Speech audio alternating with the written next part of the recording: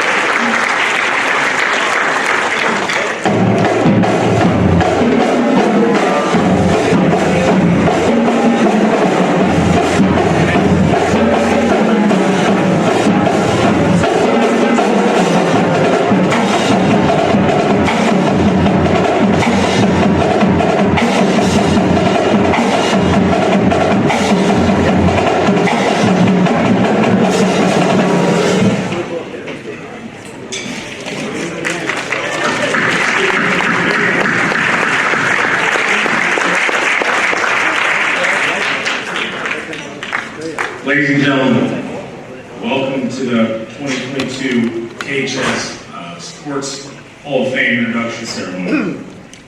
Thank you all for coming. You all came from various places, so thank you for making the trip here and making this a special night.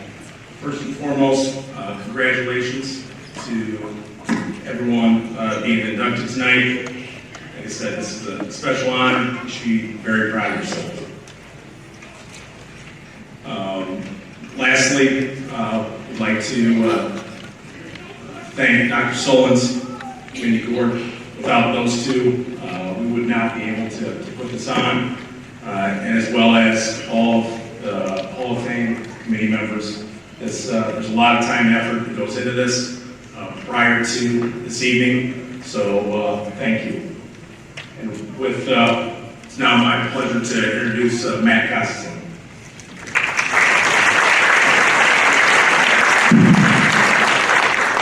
I would also like to thank each and every one of you for coming out tonight. We always look forward to these. There is a lot of time and effort that's put into this. And as the committee coordinator, I would like to recognize some very deserving people. First off, I would like to thank Dr. Solens and the Board of Education, Mrs. Bainey, and the KHS staff for all the support given to the Hall of Fame committee over the years. We really appreciate you letting us hold this wonderful event here in your building. We would like to give a big thank you to the great people of the Downtown Bakery and Eatery here at Kewanee for the amazing meal and service we just enjoyed. Thank you to Mike Purva, Tony Ramos, and the IT department for all of the help that they provide. Larry Flannery up in the booth there, tonight coordinating all the live stream, all the lights, the sound, everything being recorded with the interviews in the Glidden conference room. This is an awesome new addition to the weekend. Mr. Russ Hughes for conducting the interviews out in the Glidden room. We're blessed that you were willing to share your talents in such a way. Thank you, Russ. Thank you to Tim Atwell for always being our go-to guy for all things on-site at the school and everything else, and so much more. My cousin Shane Costenson, thank you for setting up time, for the setup time on Saturday mornings with us every year to honor our family tradition. And also thank you to my wife Emily, my daughter Annabelle for all the support you give me along the way. Thank you to Harry Russell for helping us capture many of these moments through images throughout the evening. We appreciate you stepping up on such short notice. Thank you, Jerry Salisbury, for answering every call for help as it comes to stats, records, and for all the inductee bios. Your talent and commitment to our Hall of Fame shines in the clutch every single induction class. And again, thank you very much. Liz Breedlove and the Kewanee Schools Foundation for supplying support and a solid working partnership that is truly appreciated by all of us on the committee. And last but not least, Mindy Ford. Thank you doesn't even begin to acknowledge all that you do for this Hall of Fame. Everyone here in this building, in this room, has been in touch with you at one point or another during this whole ordeal. Some of us way more than others. Your compassion, willingness, and drive to do the best you can is an inspiration and blessing. And from all of us here tonight, we say thank you. There's absolutely no way this happens without your special touch. We greatly appreciate you. At this time, we'd like to look back at and remember some of the very special people as part of the Hall of Fame family. From former committee members James Jackson, Jim Finley, Mike Movies McGinn, to the late and great Phil Myler, and always passionate Dot Larson, co-founders Dave and Gary Costenson. Here are our family members that have passed away since our last induction ceremony held in 2019. From the 46-47 football team, Don Emmegoltz, Ray Van Wassenholt, and Gola Waters. The coach of the 1985-86 boys basketball team, Mr. Mike Kirkham. The Boiler family lost the boys basketball head coach and 1991 graduate Sean Lewis in July of 2020. We are also mourning the loss of our current 2022 inductee, Mike Hadsel's wife, Jean. Let's take a minute to remember our loved ones.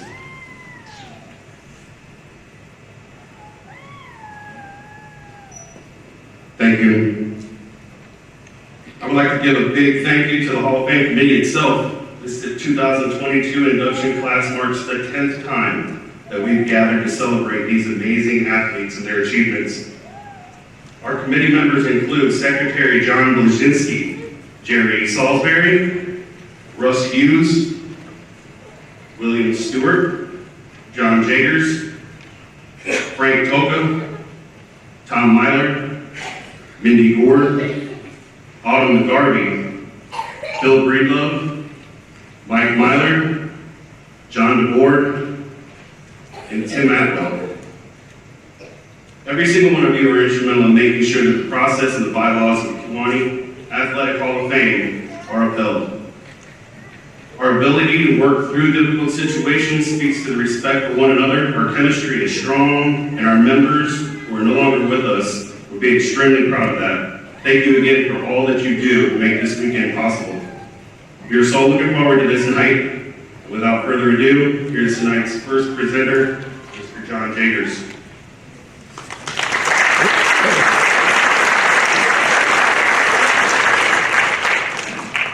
The 1960-61 Kewanee football team is being inducted into the 2022 Kewanee High School Hall of Fame. The Boilers ended the season with 7 wins, 2 losses. They had shared the Illini Conference title and second place in the NCIC Conference. Due to a block punt that went for safety, Kewanee lost to Ottawa 9-7, which gave Ottawa the conference title.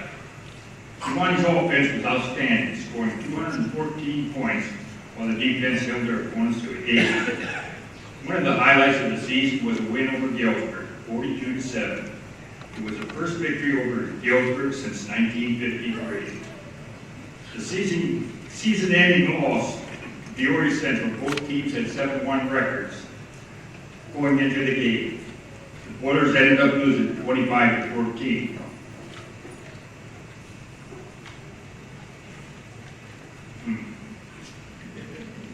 It should be noted that Kewanee had several players missing that game due to the flu. Some of the players were the Chicago Daily News selected Ted and Gary Johnson and Dave Thurwinger to All-State honorable mention. Dale Kenny was named to the All-Northern team. Gary Johnson, Dave Thurwinger, and Dale Kenny made first team All-NCIC. So as I call your name, if you're here, will you please come up to the stage? This is the members of the 60-61 team.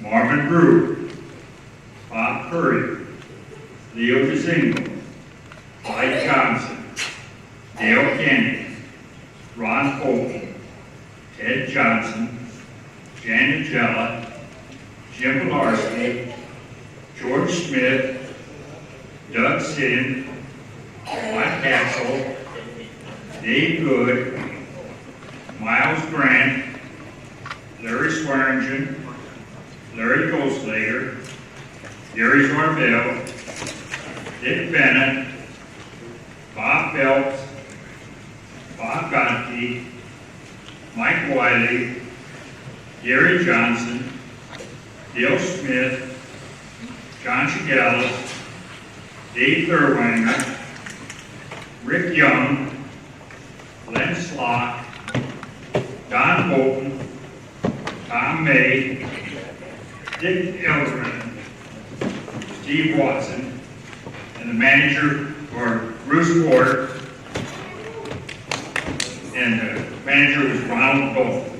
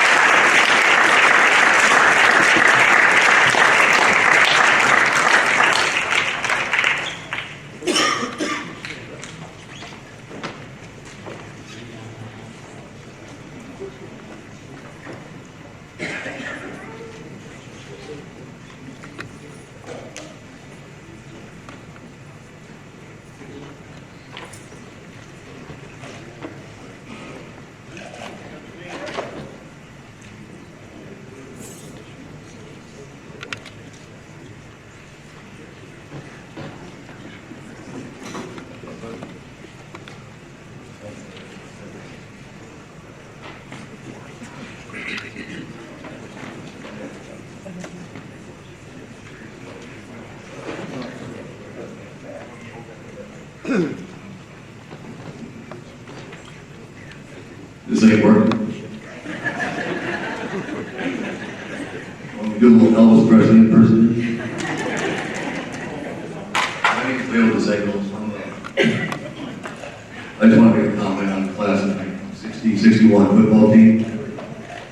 We weren't big in stature, but we made it up by being fast, and we played hard football. I remember the first game of the season was a home game against Canton Giants. And I was standing on the sideline next to my buddy Ken and Jello. As the Canton Giants were coming across the field, onto the field, I turned to Jan and said, Man, I don't know why they call these guys the little giants, they're big. Well, anyhow, what happened was that it was like David playing Goliath. We were the Davids and they were the Goliaths. Well, the Davids won that game. Kewanee Boilermakers 40, Canton Little Giants 0. And yeah. I think the greatest game we ever played against Gilbert, 42-7. That was great. We carried a coach off the field, and they asked the coach from Gilbert what was the turning point of the game. He said, I knew when they kicked off, it was we were going to get beat. So that was pretty good.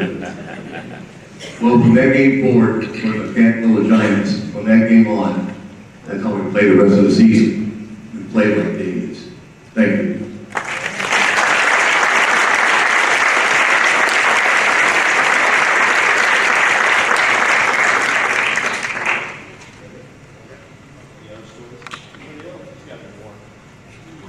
Yeah, I can tell one more story. We were playing Galesburg.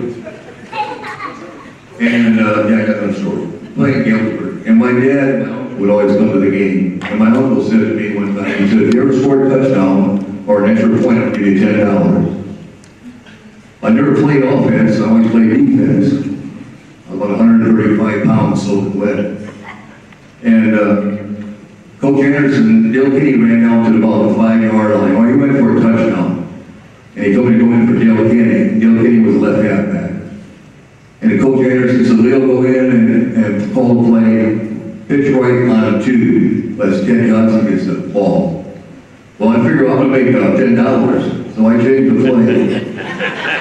I called pitch left on 2. And all the guys looked at me and said, you're getting the ball? I said, yeah, just give it to me. So they did, I scored the extra point. I see my uncle up and my dad up in the stands, and I gave up $10. And Coach Anderson, when I went back, Coach Anderson said, does he know I've been coaching for 20-some years, and nobody's ever changed a play? He said, I said, well, Coach, I said, I got $10. He said, well, you're finished. I said, we only got that left in the game, so, all right. So that was my story.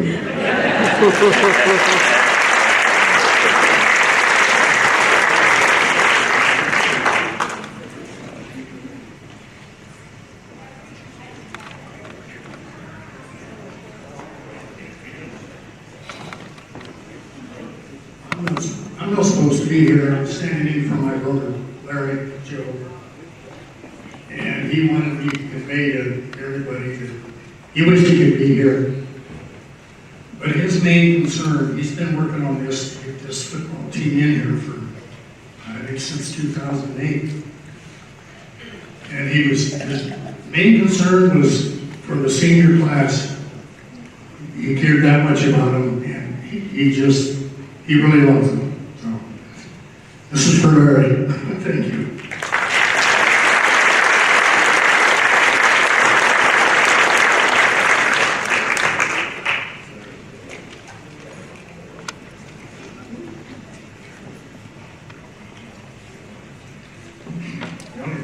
Say is that last game against Peoria Central was a little light on players, but they had the biggest fullback I've ever seen. And when you tackled him, you couldn't touch your hands. His legs were so big. I don't know what he weighed. Did you guys know what he weighed? He was big, and he was tough. But we got him.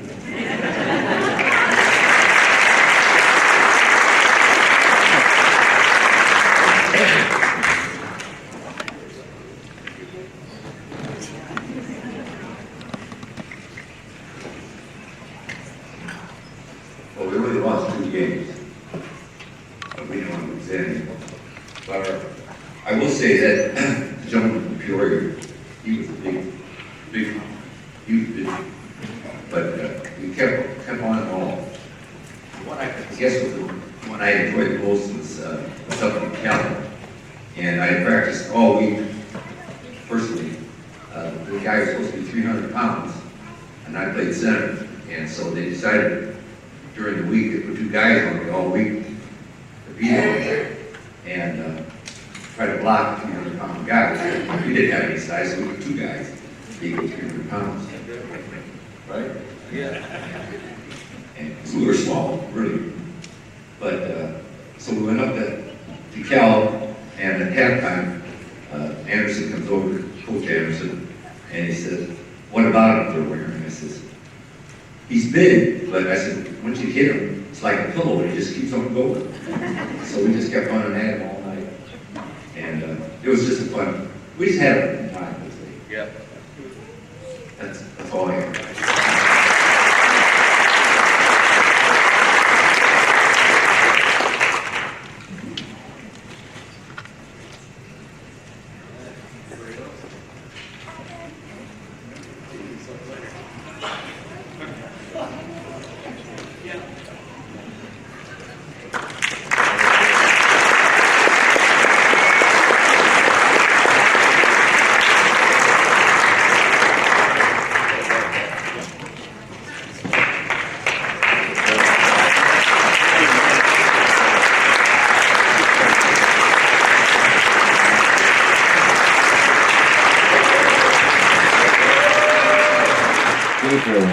From the 1960-61 football team. So glad you could make it to the Hall of Fame tonight, and congratulations about being inducted. Thank you very much. Appreciate that. So you have been graduated for quite a number of years. Yes. What is, first of all, what did going to Kewanee High School mean to you?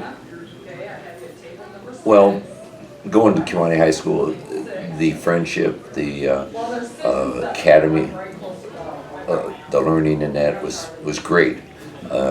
Coach Golby was the principal at the time, and he tried to keep a friendly atmosphere the whole time, and we kind of built on that. I actually came from visitation and came here, and it was a really adjustment at first. The school was so much bigger, but the kids all just blended together and made a very friendly atmosphere. What's your fondest memory of Kewanee? Well, playing football. There was no question in my mind. It was playing the sports here. The teachers were great.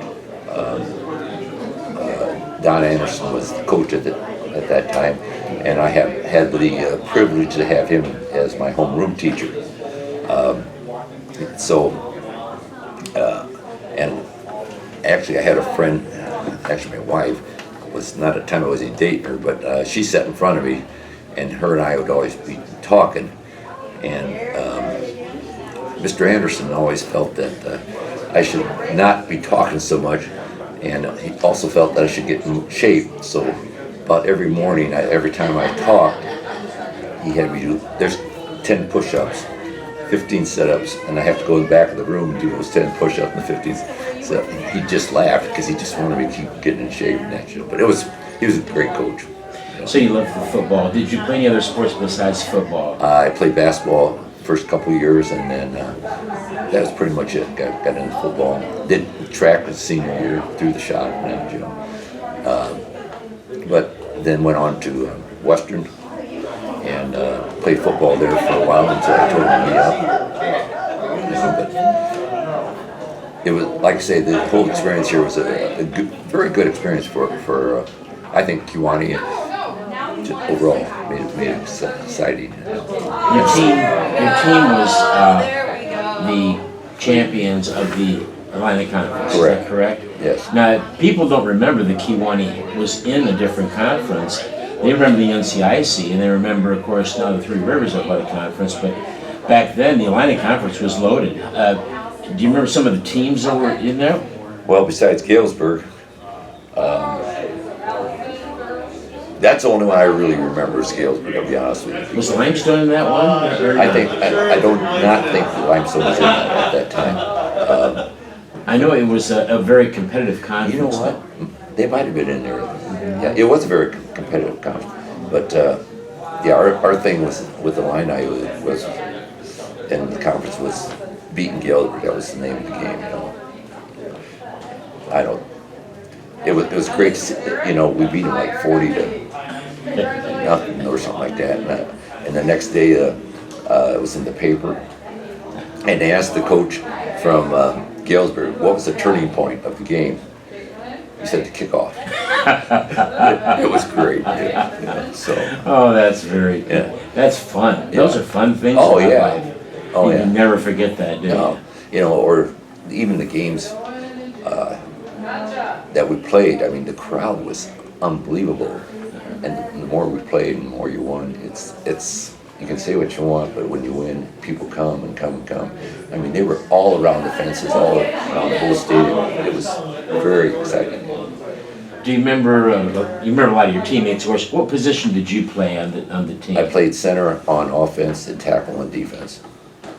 So, And those are two very important positions, as we talk about every week. You have to control the line of scrimmage, and you were right there on both ends of it. yeah, it was good. I felt fortunate. I was able to get quite a few tackles, and I got recognized as all conference and honorable mention state and that. So it was good. Well, that's wonderful. Yeah. A lot of people don't know that. I mean, honorable mention all state, and we're talking about all the classes. So there's 8 classes now, and Yeah, they didn't have 8 classes then. just one class. Yeah, And Kewanee was #1 in the Atlantic Conference Yeah. in 1960. yes, they were. Tremendous job. Well, we don't want to take up a whole lot of your time. I know you wanted to visit a little bit with some other of your friends It is. from back then. Sure appreciate you taking the time to come in and talk to us. Thanks for asking, and I appreciate talking about it. Like I say, you got Leo DeZingle out there who loves this, and he's kept everything rolling. We got the Fultons out there, Donnie Fulton. We had some fun kids too. 1960-61 football team for you two gentlemen. Had to be a real thrill going up on stage and being honored for all those hours that you put into practice and the way you conducted yourself in the games, but not only that, but the way you represented Kewanee High School athletics. Your take on what happened to you in high school.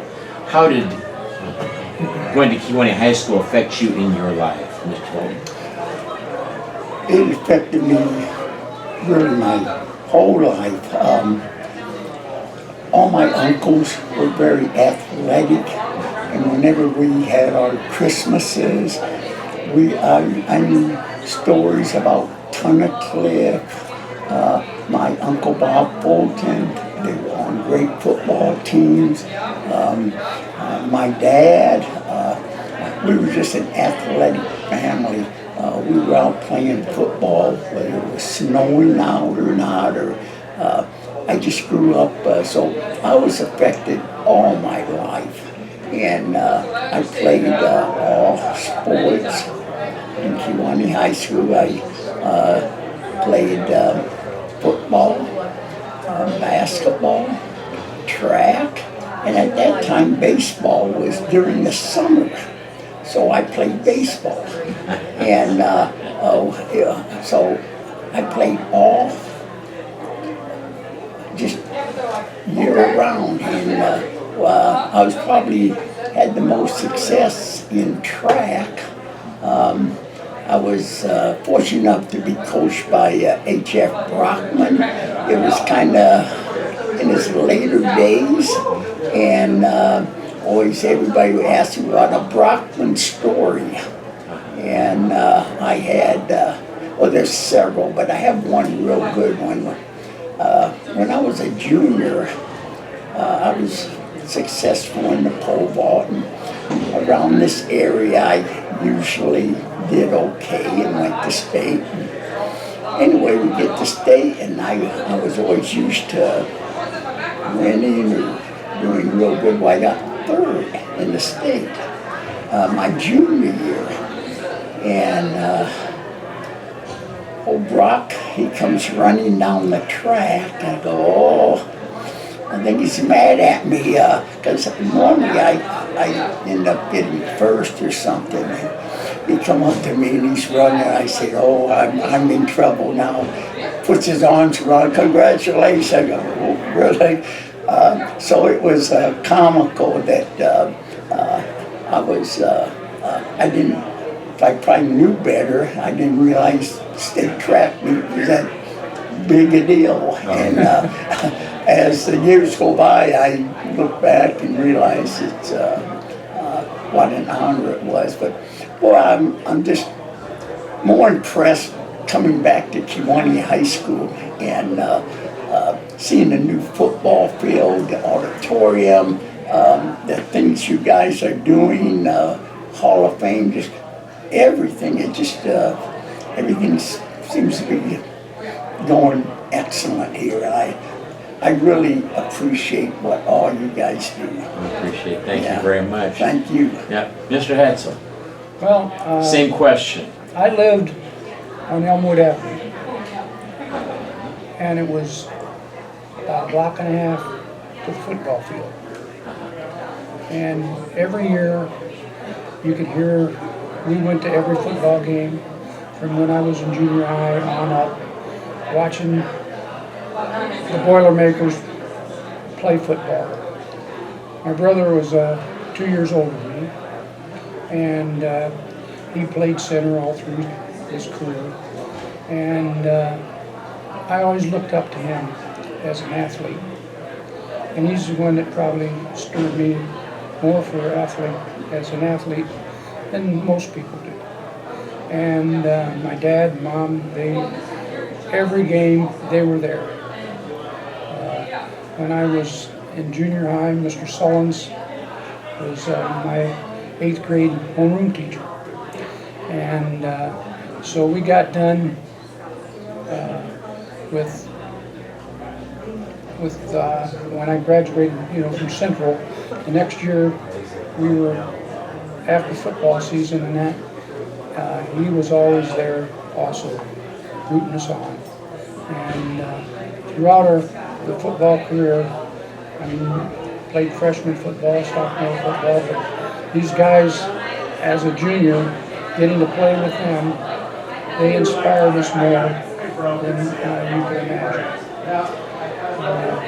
They were, like I said, I was a backup center, and like I say, they had a great attitude and had pushed on for the rest of our athletic career. Question now for you. Who, as teachers, influenced your academic career going on in life, so far as what you've achieved, where you worked, family, friends, things of that nature? What teachers would stand out in your mind? Probably when I was over the summer, Mr. Golby was the ag teacher. And hog days, they always had a greased pig contest, okay, out on the track. Well, we got done with freshman football practice, and some of the guys on our freshman team, they said, the farm boys, they said, you city kids, you can't even compete with us guys when it comes to something like this. So Bob Courier, a very good friend of mine, we were both city kids. We both said to Dick Bennett and some of them guys, we said, we can do anything you guys can do. So here we are, we don't even know much about pigs or anything else. And they turned them loose, and they were greased and everything, and I thought, well, I'm gonna grab one of these pigs. And I was watching everybody trying to fight them, so I just grabbed one, sat on him. Pretty soon, hauled him in, and so Bob Courier and I, we both got a pig. So now here we are, city kids, and Mr. Golby says, well, we'll take care of the pigs for you. So ended up, both of us, we took ag for 4 years. And in fact, we were farm managers there as part of our job, we meet with the FFA. Thank you for being here. And, but he was a big inspiration, I think, in my life, Mr. Goldie. He taught us, you know, be fair, respect everyone. So I started getting nervous that something was wrong. And I think that's the big thing, the teachers at Kewanee High School, they installed in us, along with our parents, to respect everybody else's opinion on stuff, but respect. And so, throughout our career, they, Mr. Hollens and Mr. Goldie and Brockman, and all of them, they just do the best you can.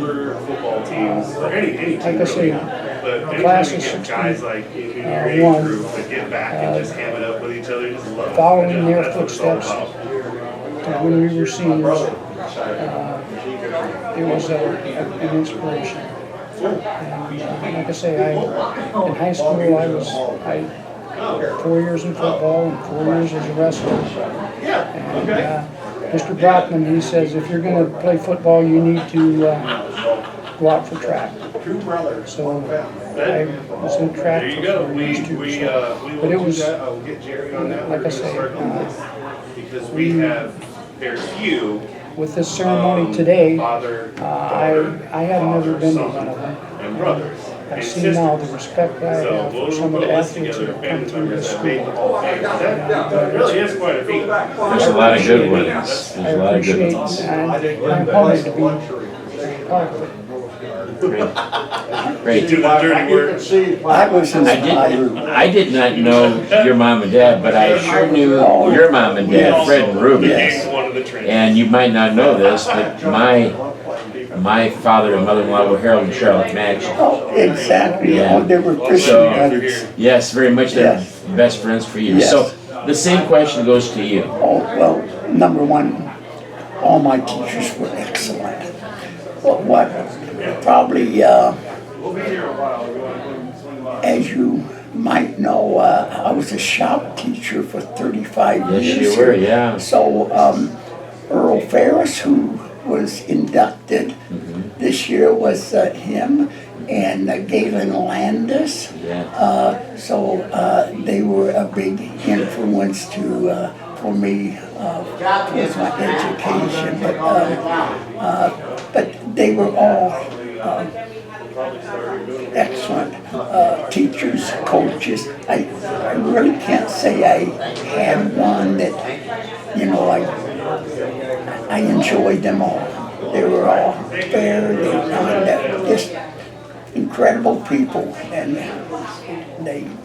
I guess that's why I was always around sports. I was always in the shop, and I went to work for 35 years, and I couldn't believe they paid me. It was so much fun, you know, to have a job like that, and you're with the kids and that, and then after the shop, they're out on the football and you're coaching them or something like that. So. Yes. I want to thank you both for taking the time to come and talk to us after the ceremony, and congratulations on your induction as members of the 1960-61 football team. We sure appreciate it, and this will be archived. You'll be able to go back and look at it if you'd like. Yeah. But thanks again very much. Well, thank you very much. And thank you for what you've done. My pleasure. And Mr. Phelps. Walton. Mr. I'm sorry, I'm getting That's old. okay, that's okay. Well, we're already there. Okay. It's here, baby. No more getting.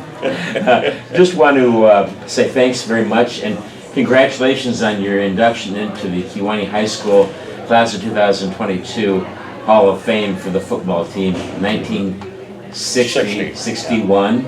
And it seems like yesterday, I played in 1969, so it's only 9 years after you gentlemen. But now, with the way time flies as I get older, it seems like that here, you know, boom, 9 years is just that fast. Yeah. It goes really fast. Did you play with my brother, Phil? No, I did not. Okay. I did not, I'm sorry, I did not. I'm going to ask the same questions I try to do for everybody, and Mr. Nagelli, you went to Kewanee High School, you graduated in 1961. Tell me, what are the things you've taken away from Kewanee High School? What has it meant to you? How has it guided you in your life? Well, actually more than football. That's fine. Really helped me through my life was a guy named Jim Golby. Jim Golby, Mr. Golby.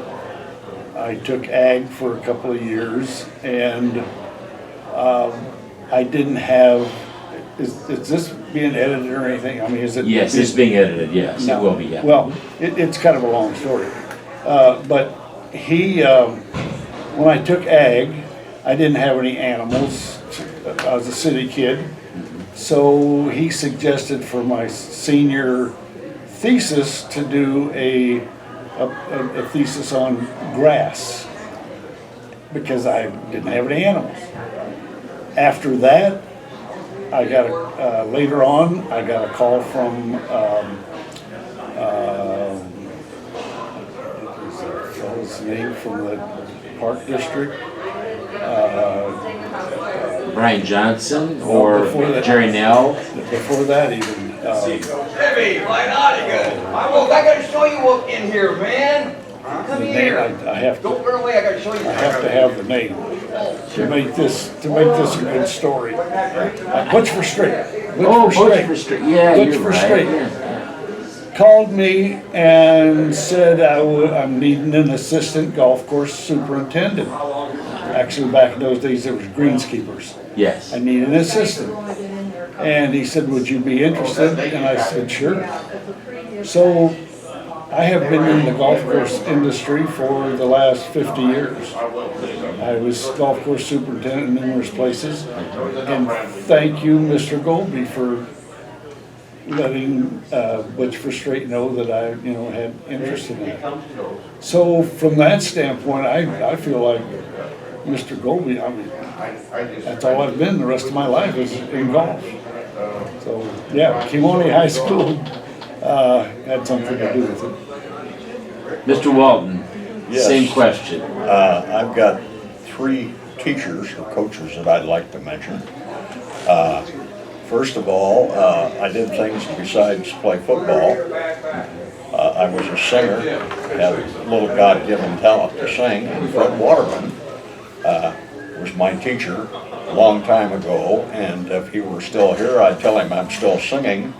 I'm in a church choir, I'm in 2 barbershop quartets and a barbershop chorus, and that just keeps my life going. If you've got the God-given talent, use it. You can use it the rest of your life and just have immense pleasure and fun with it. I was really impressed with the 2 coaches, Coach George Keist, who I had in junior high, and Riveter and freshman, what have you, and always surprised by the investment and the time they would take to make in each individual person that was playing. No matter what position you were, what your skill level was, they were working with you. And also with the Coach Anderson, our football coach for that 60-61 team. He invited all the players over the summer before that, and we had lemonade or tea or something, but he sat down in his house and interviewed everybody. Where are you at? Where are you going? What do you think? What have you. So I think he took a personal investment in everyone just to say, hey, come on, let's have a good season. The other thing I want to mention is there were always somebody in front of us in our class, the team ahead of us, so we really didn't able to play in front of anybody till our senior year. And I think we just got out there and said, here we are, here we come, and we're going to give it our best. So, thank you. Thank you for that information. You mentioned some of the coaches that you worked with, but some of the teachers, which also were very kind. Mr. Phelps, same question to you. Well, in high school, I enjoyed sports. Football was one of the sports I loved the best. And Mr. Keist, he was my junior, freshman, sophomore coach. And I just took a liking to him, and he just inspired me more. The other thing was, I went out for wrestling. And when you're out for wrestling, if you lose, you can only blame yourself. And that taught me a lot. Because about life. Personally. So, next question I'd like to mention to you, by the way, this will kind of be humorous to you, but George Kite was my coach also in high school. And that seems like yesterday, but yeah. Next question, the last question for all three of you. I'm going to start with you again, Mr. Phelps. What is your favorite moment from your Kewanee sports career? Favorite moment?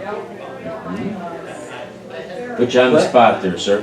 Well, I thought the football season was too short because I was having so much fun with these guys because they were so serious.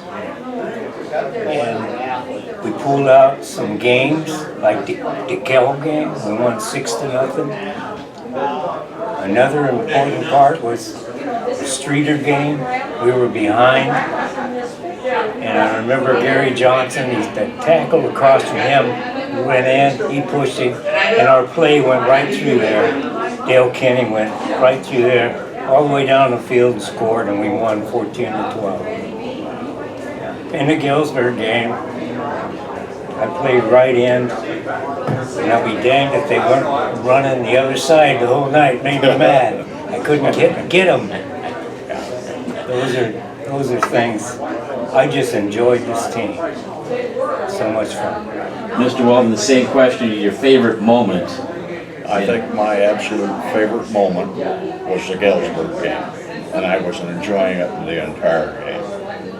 In fact, I wanted to talk to Coach Anderson because they put all the reserves in and Galesburg was going to score, and I didn't want them to score anything. I wanted it to be 42-0. Yep. Okay, but they said, no, that's not good sportsmanship, so anyway, Anyway, that's kind of my whole favorite moment was when we beat Galesburg, because they were always on us all the time, So, anyway. And the last but not least, Mr. Jella. I'd have to say Galesburg, the Galesburg game. Kewanee was just kind of like, we can't beat Galesburg. And for that particular year, we just had it all together, and we had a team. I don't think there was anybody. It wasn't individuals; it was a team. There was nobody that felt like they didn't add to the team in some way or another. We had great guys. I mean, it was just a team effort. Well, here's a question for you three gentlemen. Was that game played at Kewanee Stadium, or was it played at Van Dyke Field in Galesburg? It was played here. Kewanee.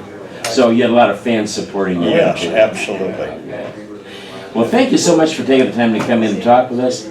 My congratulations, Mr. Magella, Mr. Walden, and Mr. Phelps. Appreciate you taking the time to come and talk to us. Thank you for doing that. Thank you. We really appreciate it. My pleasure.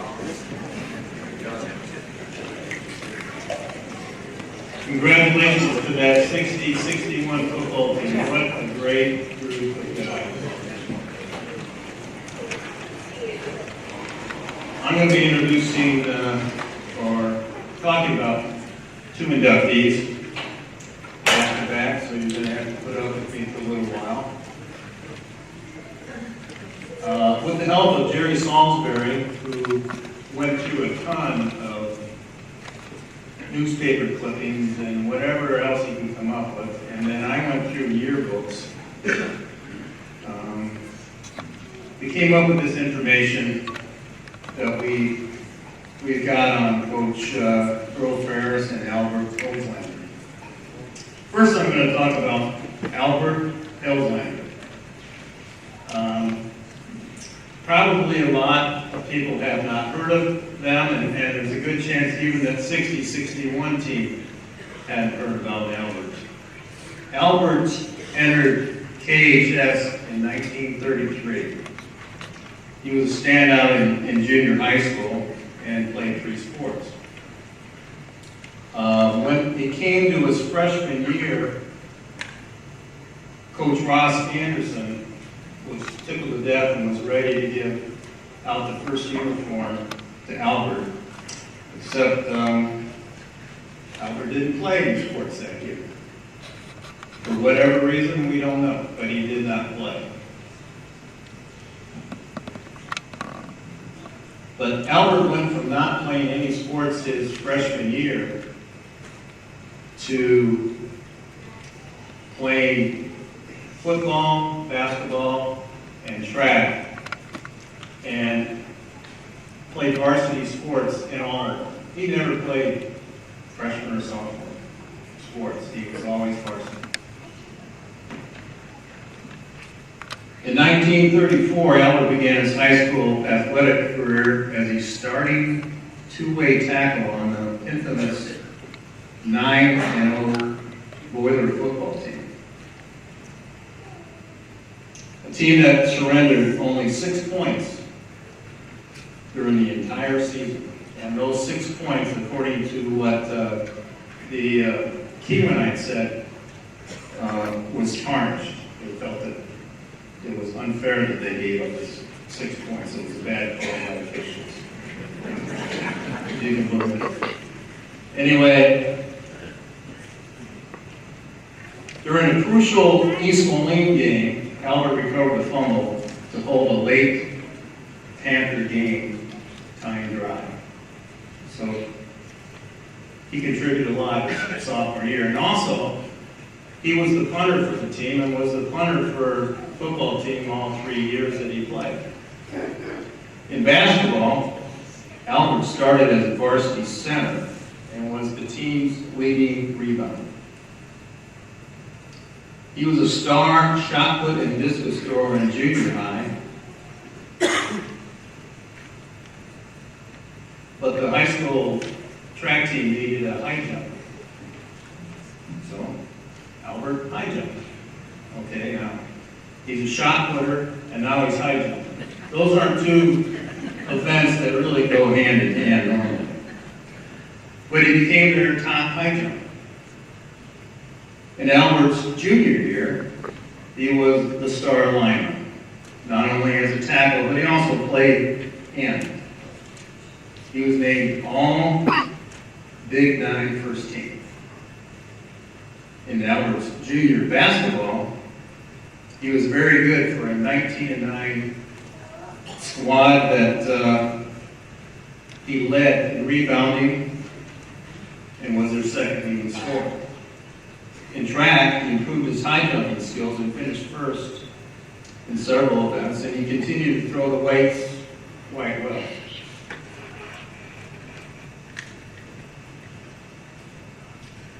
His senior year, he was named captain of the football team, and he really took off. In September of 1936, Albert led the Boilers to their first victory on their new field at Kewanee Stadium over Galesburg, Corpus Christi. Okay, now, what you saw, if you saw the game last night, that's the new field. Well, he played on the new field that was there until this one came. So that's how long that field had been around. The cement bleachers for the Kewanee side came the next year after Albert had retired. But that was a new field for them. Coach Anderson used Albert all over the field. He lined up a tackle, he was tight end, he was fullback. He dominated games so much that he was named first team All-State tackle. Now, back then, All-State was 11 players. There was no Class A, Double A, nothing like that. It was 11 players for the whole state of Illinois, and he was first team. His team finished with a record of 7-1-1, and he still was a major threat as a punter. I remember going through a lot of clippings and Kewaneeites that said he really put the other team at a disadvantage with his long punts. Albert's senior basketball season was his best. He not only was the leading rebounder for the third straight year, but he also led the team in scoring. Albert graduated as the leading scorer in KHS history. He scored 404 points in 76 games. That's a little different game back in 1936 and 35. But he was the leading scorer. In track, he set the school record several times in shot put and participated in the shot put finals at state. Upon graduation, his record in shot put was 45 feet, 6 1/4 inch. Now, there's a reason why Albert was a success. Not only he must have had a will to play, but he was a very strong man. And I don't know if you saw his picture out in the lobby, but he gave a headshot, but it didn't give his whole body shot. And his body was 6'4" and 205 pounds as a senior, which in 1936, 35, 37 was a very big man. I think that was before weight training. So he was big. It was unique for an athlete to be so big and strong and yet be so agile. As I said before, not many shot putters are high jumpers and vice versa. Upon graduation, Albert moved away from Kewanee and played several years in semi-pro football. He passed away in 1996. But one thing I'd like to leave you with concerning Albert, and this came from the Kewanee. Apparently, Albert was not only an outstanding athlete, but he was also a very good person. The 1937 Kewanee said about Albert, he was liked and admired by all. So with that, I'd like to welcome Albert Heinlein into the KHS Sports Hall.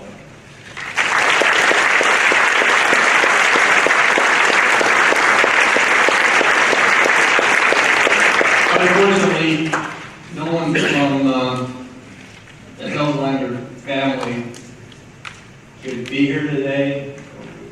As you might understand, we had a little trouble contacting relatives. But we did feel it very necessary to include this fine man in the Hall of Fame. So he's where he belongs.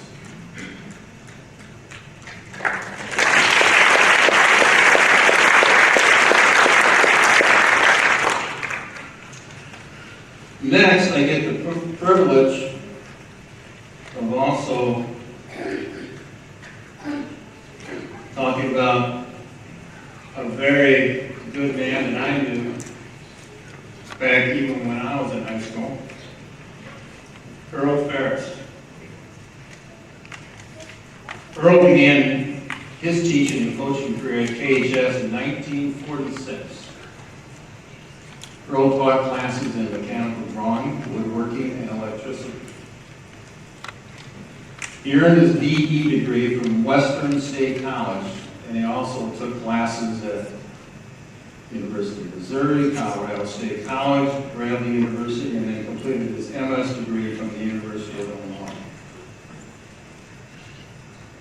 Mr. Ferris was very involved in student activities and coached various sports at KHS. He coached freshman football for 2 years. He was head cross-country coach for 3 years. Was head baseball coach for 4 years. And was River football coach for 11 years. However, it was as head coach of the golf team where he gained his most notoriety. He headed the golf team for 3 years. His best golf team was the team that represented KHS in the spring of 1949. He led his team to the state finals, held at Urbana Country Club and Champaign Country Club. The Boilers played Urbana Country Club the first 18 holes and were hanging in there pretty well with the defending champion Heinlein Park and perennial power Pekin High School. But the next day, the Boilers came out smoking the second 18 holes at Champaign Country Club, and led by Don Strabulis, won the first state championship, their first state championship, scoring a total of 648 strokes, followed by Pekin with a 659 score, and Highland Park at 668 strokes. Members of that historical team were Don Strabulis, Bob McCall, Rusty Jensen, Les Ripka, and Jim Terry. They were all very good golfers. But I feel that Earl Ferris contributed greatly to the team's success with his leadership. He always seemed to be cool-headed and in control. And I think that helped put him over the top. Besides teaching and coaching, Earl was involved in the Industrial Education Club, DO, and biker groups. Earl spent 25 years at KHS as a teacher, coach, and mentor, retiring in 1971 and was rightfully named honorary boy mentor in 1971, which coincidentally was the year that I graduated. After retirement, Earl remained an active member of First United Methodist Church, the Kewanee Lions Club, serving as president and District 1H Governor of Lyons, Illinois. He stayed active as an avid golfer in the Baker Park Golf Links. He also enjoyed gardening, picnics, and fishing. Earl passed away in 1988 at the age of 78. Earl was married to his wife Helen and had 3 children, Ray, Rena, and Rita. A crazy turn of events occurred within the last week or two when we found out that Earl had a granddaughter whose children were in the, let's see, what district were they? Bureau Valley. Who just happened to be the team that the Boilermakers played last night. You talk about coincidence. Anyway, Brenda Helms and her husband, Brett Helms, were there last night to walk the track, representing her grandfather. It was really neat. And their sons, Bryce and Blake, played for Bureau Valley last night.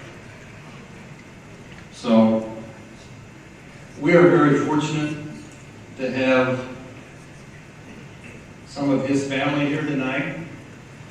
And if Brenda could come forward, we'd like to present a plaque in honor of Earl Ferris, who was a wonderful person, a wonderful coach, and is honored here tonight and is going into the KHS Sports Conference.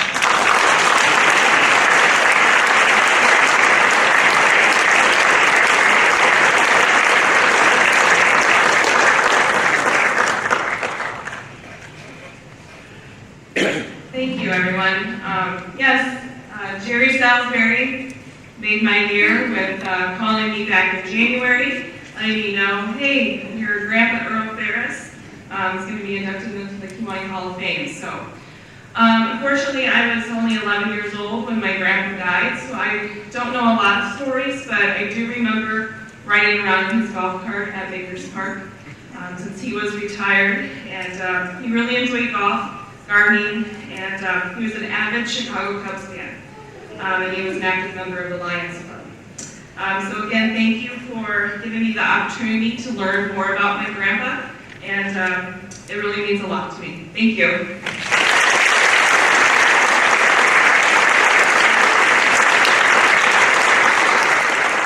Okay. Joining me now is Brenda Helms, and she is the granddaughter of Coach Earl Ferris, who was instrumental in a state championship here at Kewanee High School. And welcome. Thank you. Thanks for having me. That's great. So it's an honor to have you here. We're so appreciative that you came over to talk to us, and it'll be nice to have the dinner and then the induction. Your grandfather, Coach Ferris, was very instrumental in a lot of young people's lives here at Kewanee High School. Any thoughts about what his experience was here at Kewanee? Well, he spent 25 years here, and so I think he really enjoyed. He was an industrial arts teacher. I think he really enjoyed the students and being a coach and a teacher. And he taught my family a lot of things, and so it was really enjoyable. He has one of the distinctions of being one of the very few coaches that has won a state championship here at Kewanee High School. Okay. So it's nice to be able to have your thoughts. Did he ever talk about this state championship that he was involved in? Not to my recollection, because when he passed away in 1989, I was 11 years old, so I really didn't know too much about it. We did golf. I remember riding with him in the golf cart at Baker's Park on some of the summer days that he and my grandma watched me during the summer. So that's pretty much, I know he enjoyed golf. So that's pretty much all I recall. He retired in 1971, so he had a lot of time to do that as a passion of his. When you talked to him, he was very happy with his time here at Kewanee, obviously. We also were very happy. I was in school when he was here. Okay. Yeah. And he was very, very good at what he did. He was a very easy man to talk to, and intense in his teaching on the golf course, obviously. And that was what the state championship was in. What does this mean to you as being Coach Ferris's? Well, it means a lot because I've learned a lot about him in the last week or so just by looking up old news clippings that my mother had kept, and just by talking to individuals like yourself and last night at the football game. And so it's just nice to get that, because I was so young when he passed away, and to have that connection, I guess. So it's nice. We sure appreciate you taking the time to come over and see us, and congratulations on your grandpa getting inducted into the Kewanee High School Athletic Hall of Fame. And I'm sorry about the loss for you guys last night, but your son played very well. Thank you. And I was impressed with the way he got hit pretty good a couple of times, and he just bounced right back up. Just a sophomore, he's going to play a lot. And he's a young sophomore. He just turned 15 in July, and so this is his first time as a quarterback, because last year he, as a freshman, he got hurt in the first game. On the first off game, he broke his collarbone. So this is his first, he's only played, this is his fourth game, so as quarterback. So it's a learning curve, and it's an experience. He's a tough kid, and he really enjoys football. Oh, that's good. Well, glad you're letting him play. Yeah. Because that is important. Tom, I don't know if that's a step up or a step down. But it is my pleasure to be able to present Charlie Heinlein for induction in the KHS Sports Hall of Fame. Charlie's family is here tonight. Kathy, could you and your family please come up to the stage? I can't see a thing, so.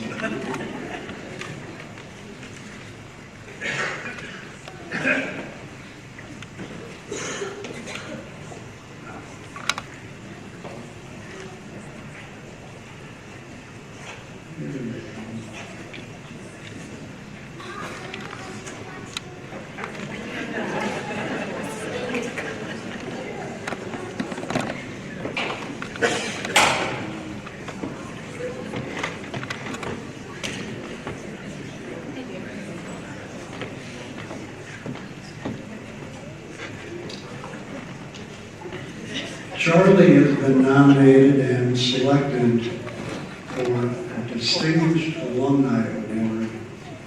Our original bylaws did not have this category, but as the Hall of Fame has evolved, we have tweaked it, and this category is very special in as much as that it does not just cover an athlete's career in sports at KHS, it covers their entire life and their dedication to sports. Charlie was known by everyone for his athletic ability and love of sports. He came by it naturally as his family was very athletic and sports were a shared interest among them. He began his athletic career at the age of 6 as a Kewanee Ballhawks bat boy when his older sister Joanne was a member of that team. His dad, Vernon, was an industrial arts teacher for the Kewanee School District, coached track, football, golf, and started the wrestling program at KHS. Charlie excelled in football, basketball, baseball, and track in his youth, and in high school, he officiated football, basketball, baseball, softball, and volleyball regionally, as well as college basketball in the Iowa Conference, Arrowhead Conference, and Midwest Conference for 40 years. He volunteered countless hours as the scheduling secretary for the Kewanee Officials Association. For many years, he worked with local athletic directors to schedule officials for every single school sporting event in town. He loved all sports and seeing student athletes at their very best. But most of all, he loved the camaraderie among his fellow officials, many of whom became close friends. Charlie passed away November 15, 2021. That bio was written by his daughter, Courtney, and it is so well written and so factual that that is the official bio that is going to be on file with the Hall of Fame. But I also told her I would supplement it. Way too short for me. So I want to talk a little bit about Charlie and why, with his credentials, he wasn't inducted into this Hall of Fame a lot earlier than 2022. I remember having a very long discussion with him following the induction ceremony in 2015 when his sister-in-law, Mary Beth Baker-Dura, who I believe is with us tonight, when I saw her, was inducted. And Charlie had already been nominated, and he kind of turned it down every time. He was adamant that night. And it wasn't because he didn't think he did a lot. He's just so humble that he said, there are so many other people more worthy than I to go into this Hall of Fame. And please take my name off the list. We honored his wishes, but he never came off the nomination list. And after Charlie passed away, I talked to Kathy, and she and her entire family were very supportive of us moving forward to get Charlie into the Hall of Fame. When I said that it kind of takes over his whole career when you look at his life and what he meant to KHS sports and sports in general, you go back to KHS, and if you look in the yearbook and K Chronicles, Star Courier, you find out a lot about him. He was sports editor of the K Chronicle, and did a good job. I've read several of his articles. He was treasurer of the Letterman's Club, member of the Ethics Council at KHS. I'm not sure what that was, but I'm glad they didn't have it when I was in school. He also, believe it or not, he was in the Glee Club in chorus. Kathy said he was quite the singer. I never had the pleasure. More importantly, he was a real athlete.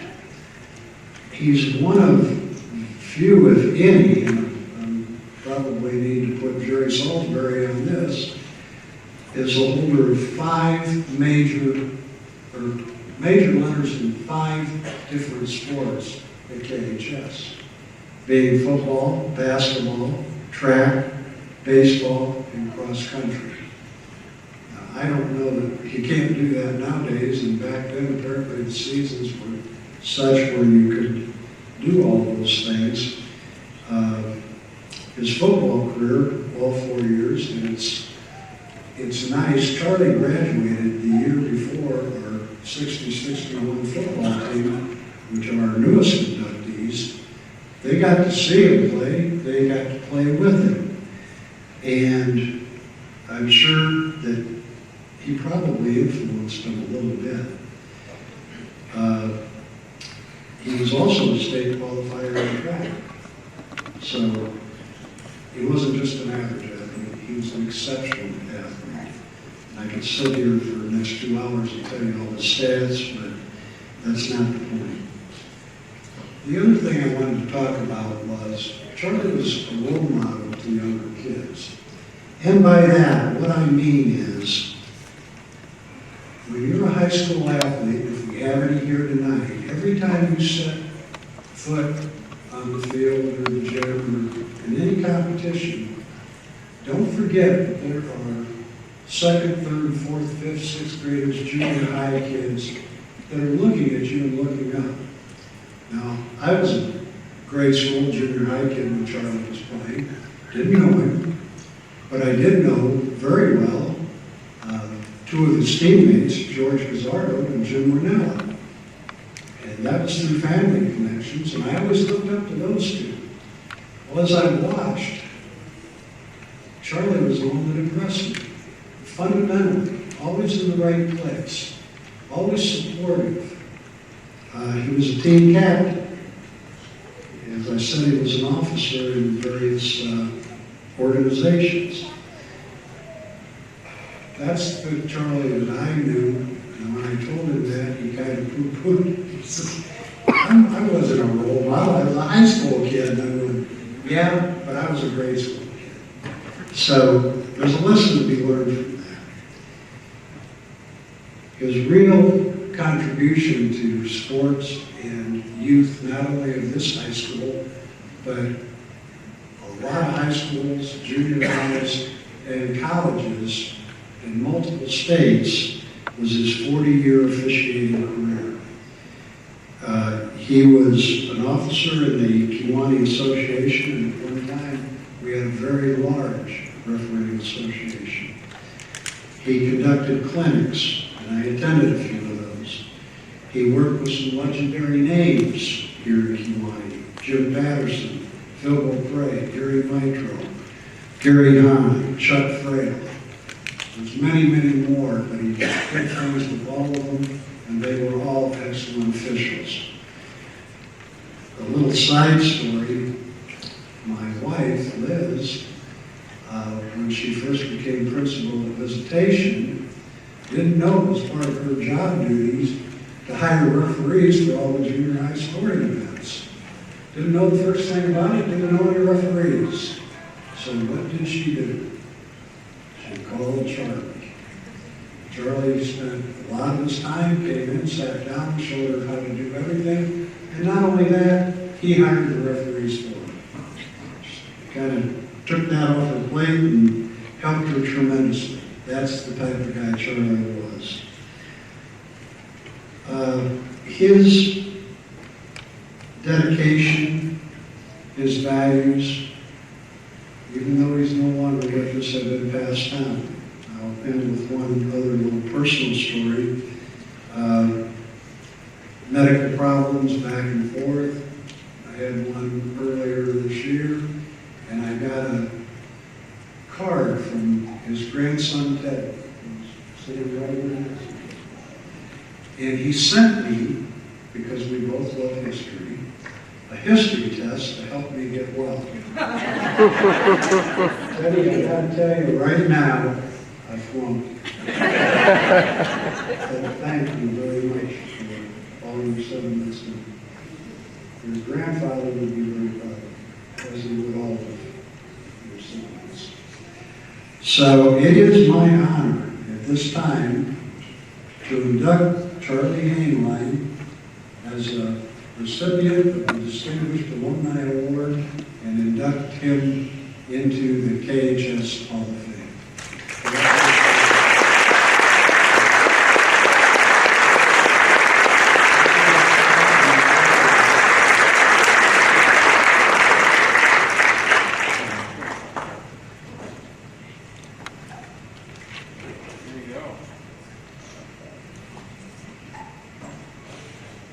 And I believe Courtney, his daughter, wants to say a few words.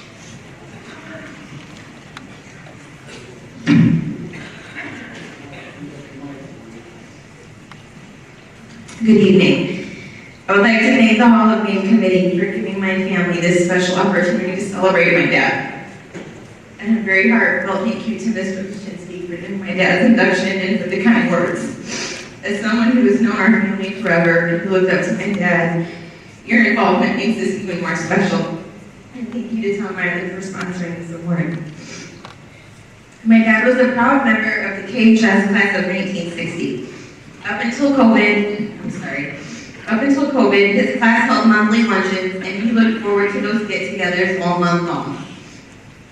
Sports were a huge part of my dad's life. His dad and sister were very athletic, and my aunt told me there was always a lot of sports talk at the family dinner table. He was an excellent athlete as a kid and in high school.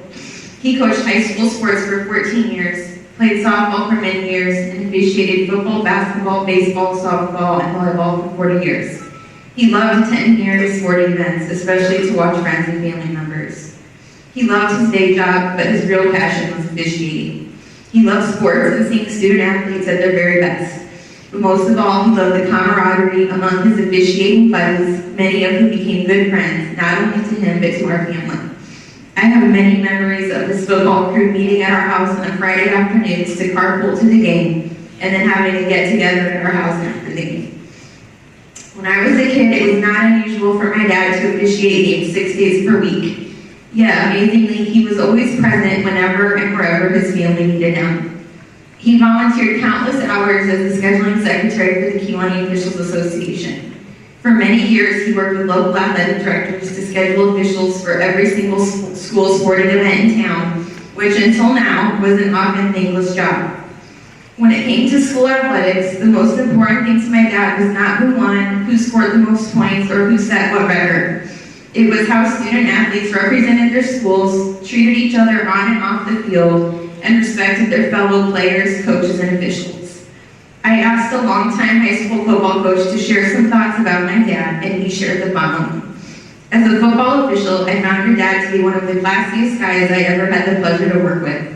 As head of his officiating crew, I had the opportunity to work directly with him for many years. I found Charlie to be extremely knowledgeable of the game, personable, very easy to work with, and talk to in the heat of the game.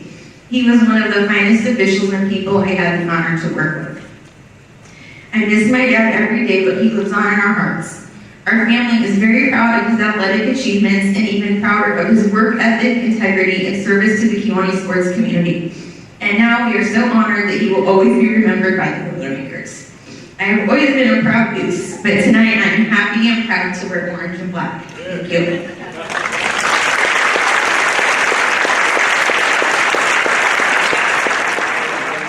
Being inducted into the Hall of Fame, we wish we could have done it a little bit earlier. Charlie Heinlein was an excellent athlete, but he also was an excellent human being, and on top of that, he was a very good official. And I think that's what I remember him most as. A couple of times I had him call me on a Friday night or a Saturday saying, you should have said this or this or this. And you know what? I appreciated that because he gave me a different insight. So, Kathy, you of course went to Kewanee High School also.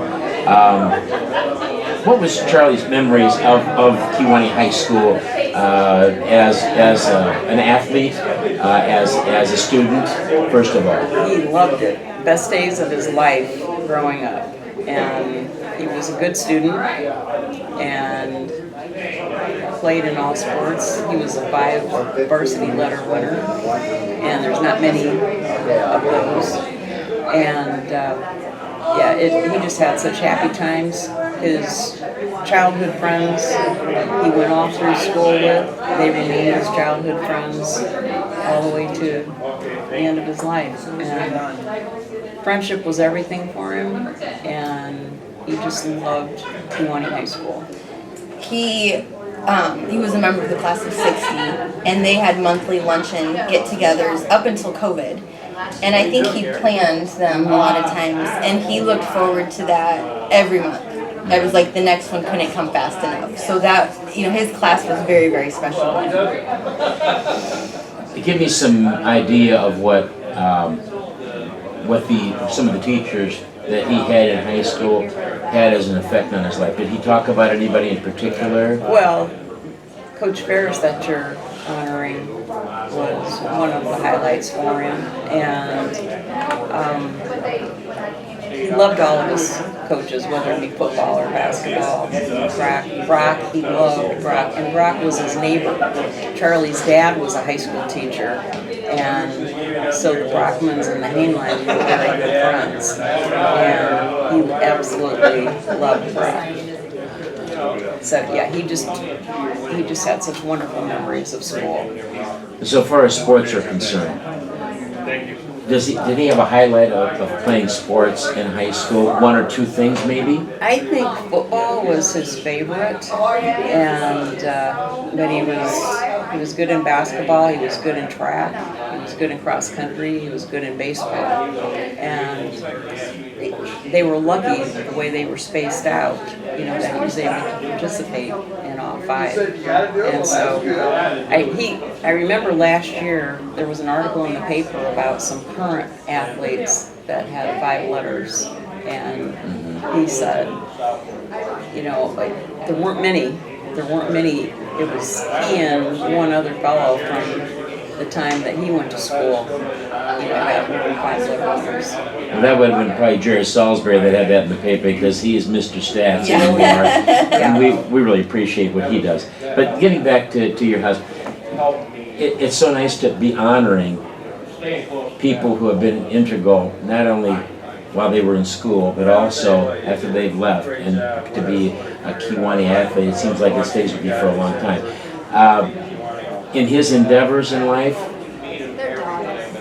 give me 1 or 2 points to tell me what makes Kewanee High School sports special to him. 1 or 2 things in his life that stood out because of that. Well, Does that make sense? Yeah, probably the friendships that he had from playing with these guys, and like I said, he grew up with George Gazzardo, Tom Bubnick, Jim Ranella.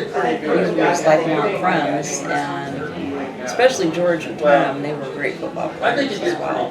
And Charlie Farrell, who was a little bit older than Charlie, he was a great athlete too.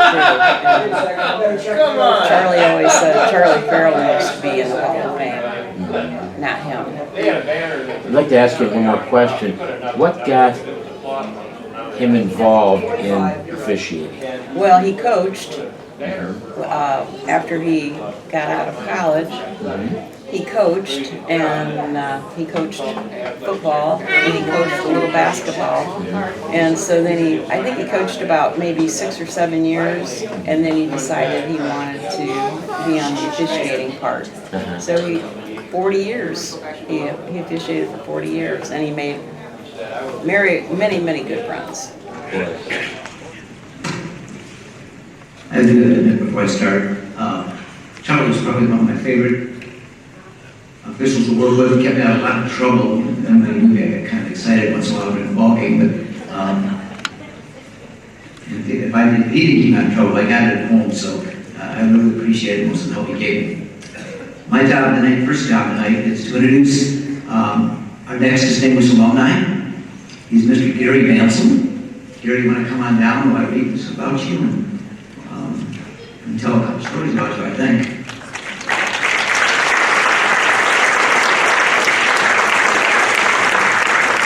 Gary is being inducted into the KHS Athletic Hall of Fame as a distinguished alumni. Gary is a 1961 graduate of Kewanee High School.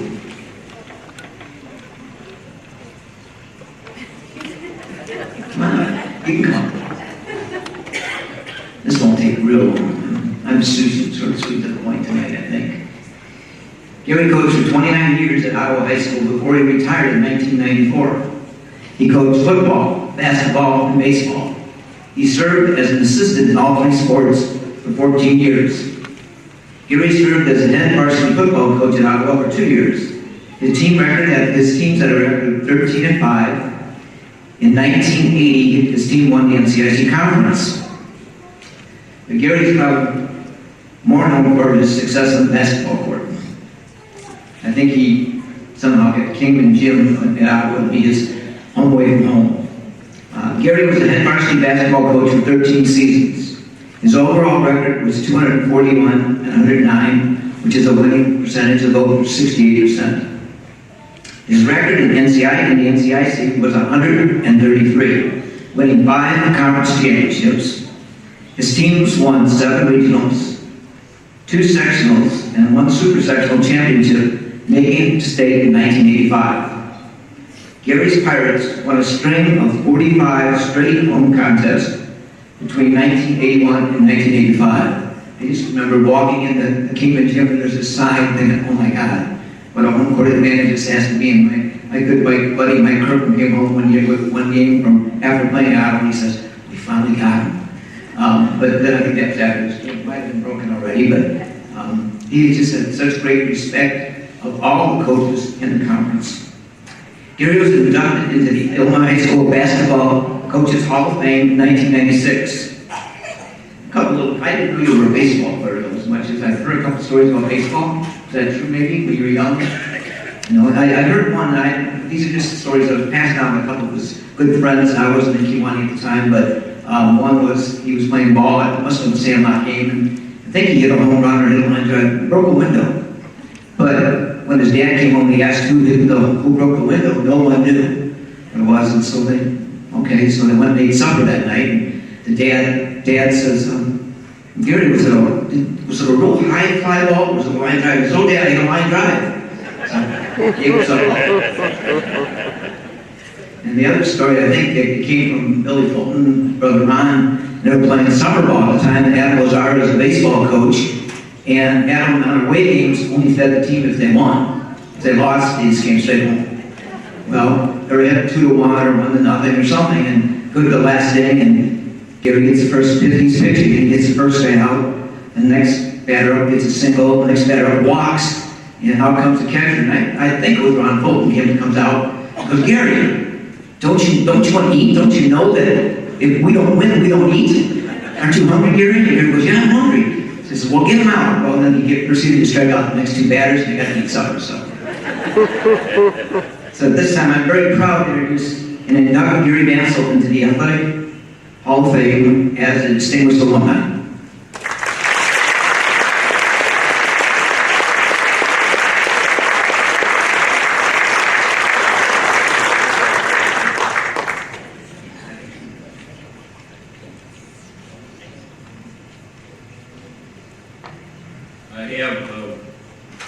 I have orders from one of my best buddies and Hall of Fame member, Ron Fulton, to keep this short. He said, you know what, Vancil? He said, you have a tendency to want to talk.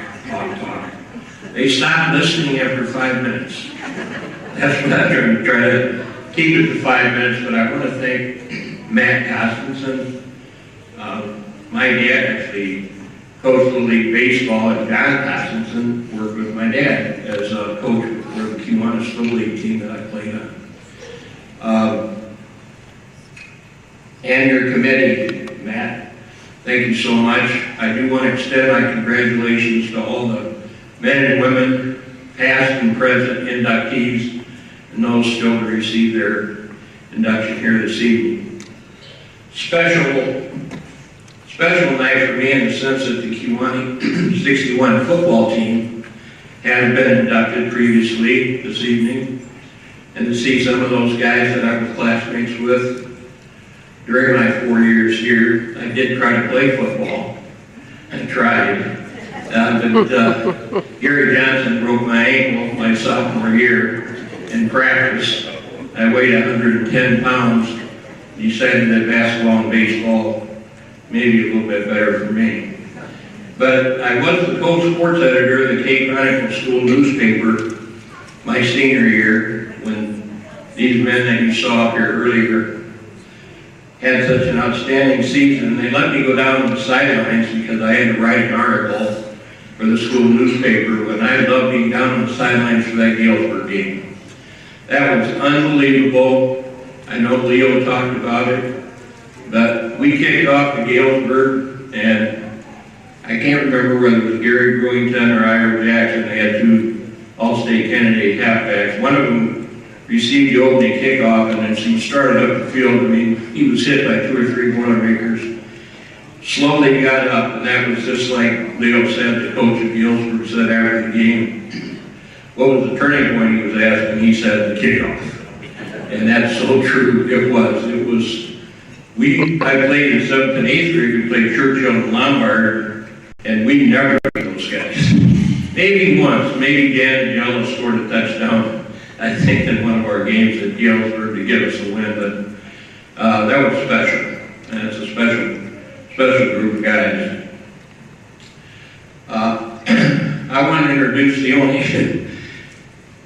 only person in my Hall of Fame. I'm going to ask her to stand up. She's pretty,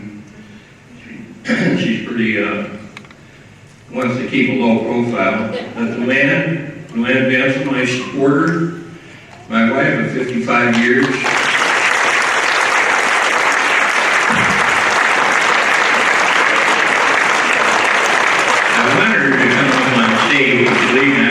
She said, don't you dare. Her support was just unbelievable. She missed 1 game in all my 30 years of coaching. She had running a high fever the basketball season. We lost.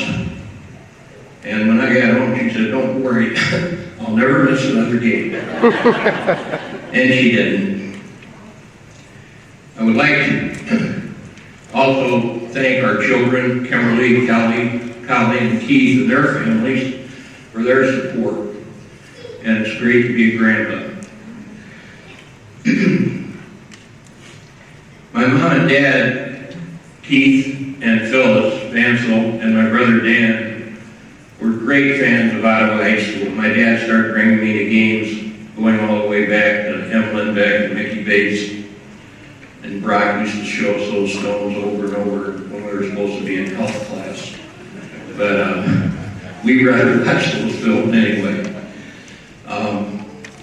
Their support has been fantastic all of these years of my coaching career. I do have a special introduction to make. Surprise visit tonight from one of my former players who, I don't know how many wins we recorded at the varsity level, but he was around for most of them, it seemed like. Darryl Deckard and his wife Jennifer, who came up from Cleveland, Ohio, kind of surprised us. Nice to have dinner with them. Darryl was a starter for us for 3 years on 3 of our very best teams, and received a full scholarship D1 to Tulsa University. I was lucky to have the pleasure of coaching him for 3 years. Made my job a heck of a lot easier. His dedication was unreal. I can remember when he was a freshman, going to be a freshman. He had already kind of caught everyone's eye as a grade schooler, 8th grader particularly. He knew he was coming into Ottawa High. And when he was going to be a freshman, I was teaching a summer class at 8 a.m. in the morning, typing class. And Darryl had asked me if he could come to Kingman Gym and shoot in the mornings. And I said, sure, Darryl, I'll be glad to open the gym for you, let you in. Said, I'll be down here at 7:30. I have an 8 o'clock class to teach. First day, I pulled in the parking lot, getting ready to go to my first day of summer typing. And who's sitting on the steps outside Kingman Gym with a basketball under his arm? Darryl. Right away, I said to myself, I'm lucky. We have a player. And certainly he was. Thank you, Darryl.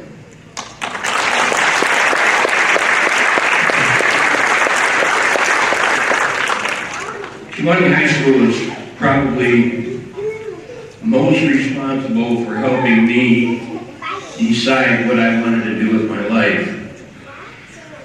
I think the teachers, I could name many, coaches, counselors, administrators, everyone associated with the 4 years that I spent here from 57 through 61 were just outstanding and helped shape my thoughts and my life, that I thought at the end of my junior year here that I wanted to attend college. I wanted to become a high school teacher and a high school coach. That ambition turned into reality, and I spent a wonderful career, wonderful time teaching and coaching at Ottawa High School. Did visit here many times, played Kewanee basketball. Fortunately, we did fairly well, but I'll tell you the one thing I also will always remember, not the game so much, but having Mr. Golby wait for me here in Brockman Gym, wait for me after our varsity game was over. Our players were all on the bus. I'm the last one to come out of the girls' locker room to walk to the bus. And who's standing there to congratulate me and wish us well was Jim Golby. Thank you, Jim.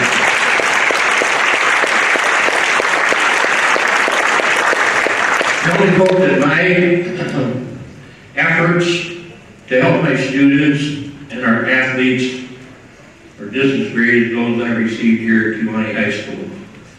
And in conclusion, I would like to say thank you to everyone again, and go Boilermakers. Joining us now is the distinguished alumni, one of the distinguished alumni being inducted into the Kewanee High School Athletic Hall of Fame, Gary Vancil. Gary was a coach over at Ottawa High School, if I remember correctly, for many years, with much success, unfortunately, against Kewanee a lot of times. But that being said, Coach, it's so good to have you here, and we love to be able to talk with folks who are have huge ties with Kewanee. Coach, as a student, what stands out in your mind being here at Kewanee High School? Well, it's a pleasure to be here, and thank you for asking that question, because when I came to, started high school in 1957, graduated in 61, I was, interested in athletics. I was interested in teaching. I thought I was interested in coaching, and the guidance I got here with my teachers, coaches, counselors, administrators, shaped me to the point of when I finished my junior year here, I decided I'm definitely going to attend college. I want to become a high school teacher and coach. My ambition became reality, and it's been great. I hope I've given back to my students and athletes what I got here. Now, in the time that you were here at Kewanee, which sports did you play? Well, I played football until Gary Johnson broke my ankle my sophomore year in practice. I weighed 110 pounds, but I love these guys. The 1961 team going in tonight is awesome. I was the co-sports editor of the K-Chronicle School newspaper when I was a senior, so I got to go down on the sidelines. I had to stay away from the action, but I did play football freshman, sophomore, and then I played basketball and baseball all 4 years. Wasn't a great athlete.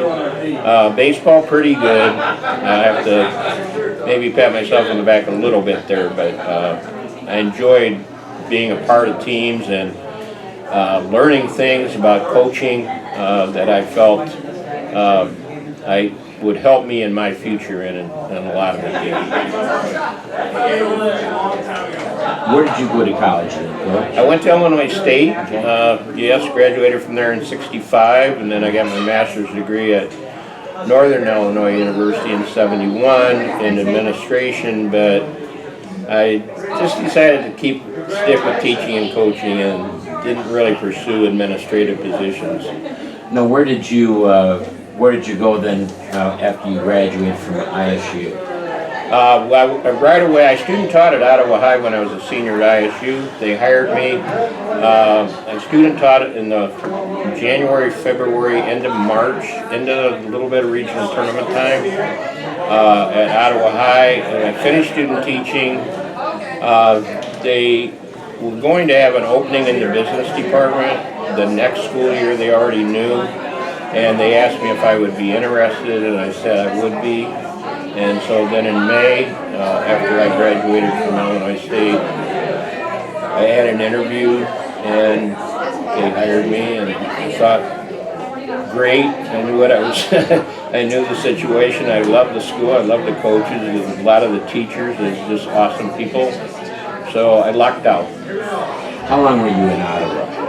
29 years as a teacher and coach. Took an early retirement from the state of Illinois that offered an early retirement incentive when I was 50. So I accepted that. We had a son that had 3 older sisters that were on their way out of our house, but our son was in 8th grade. He was a gym rat, played basketball. So they asked me at Sandwich to be the 8th grade coach, and my son insisted on it, so I did, and then I got to watch all his games, all the way through. I never missed a game, and if I would have stayed at Ottawa High, I wouldn't have been able to see him play, and so that helped me a lot as far as, people ask me, what do you do after retirement? I said, I really can't give you an answer. I just know I survived, and I've enjoyed it. You have been, you're again, distinguished alumni. It means a lot to us. Now, if I remember correctly, your mother worked over at Union Federal for many, many years. Is that correct? Absolutely. She loved that job at Union Federal. Mom, Phyllis, my mom, did a great job at Union Federal. She loved all the people there, and I know how much that place liked her as well. She was pretty well known in the community over the years. Whenever I went through Union Federal, and I went through the drive-thru, and she would say, you know that my son is the head coach over at Ottawa High School, and I would say, I didn't know that, but I do know now. Well, Coach, we sure appreciate you taking the time to come and see us. Any last thoughts about your time here at Kewanee High School? Go Boilermakers. Oh, we appreciate that. I just love being here, and I still love this high school for sure. Sounds great.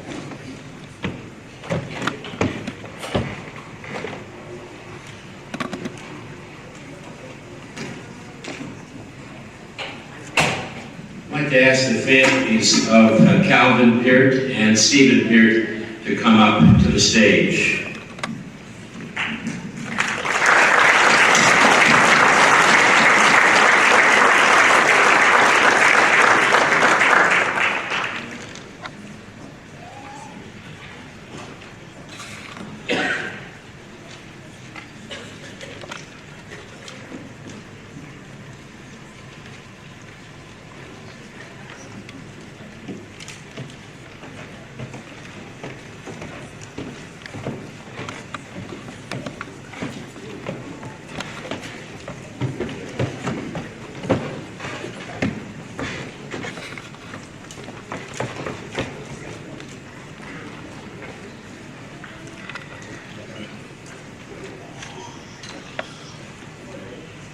Somewhere.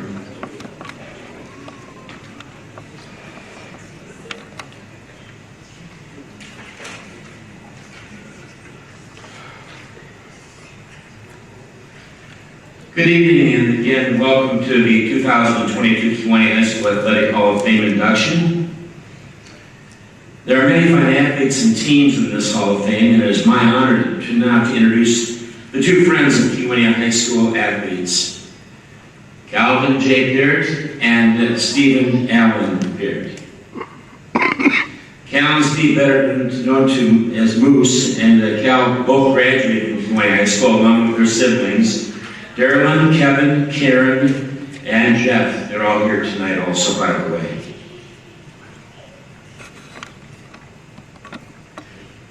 Moose graduated in 1971 and Cal in 1972.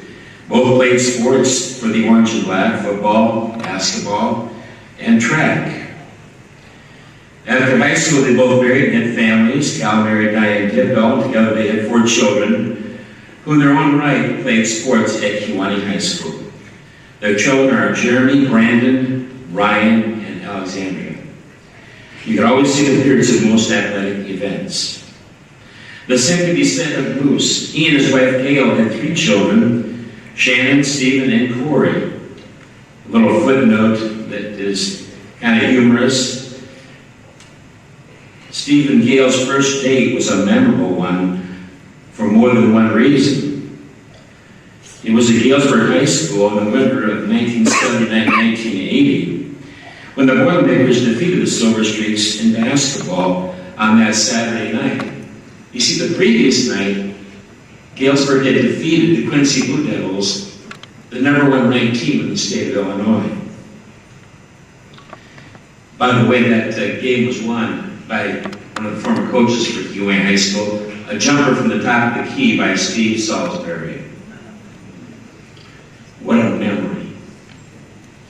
Moose and Cal became broadcasters for more than 5 decades combined, giving up of their time and with their families to support area athletes, especially Kewanee. Both are very articulate on the air and in person with stats, facts, and memories on their minds. Steve would start with pen and paper, and then he decided to morph a little bit to go to a laptop computer, and he was very good at it. Calvin enjoyed pen and paper. Cal worked alongside Gary Peterson and myself, and also Steve with Gary Peterson, Tony Sarno, Barry Lane, and the last 17 years with Bob McKee. It was really amazing to see all the effort that these Boilermakers put into every broadcast. And it's kind of funny, but if you listen to any of the broadcasts now, Calvin's son, Steve's nephew, Jeremy Peer, is now broadcasting also for Kewanee High School. So tonight, it's my privilege, and I'm very proud to present Cal and Steve for induction into the Kewanee High School Athletic Hall of Fame.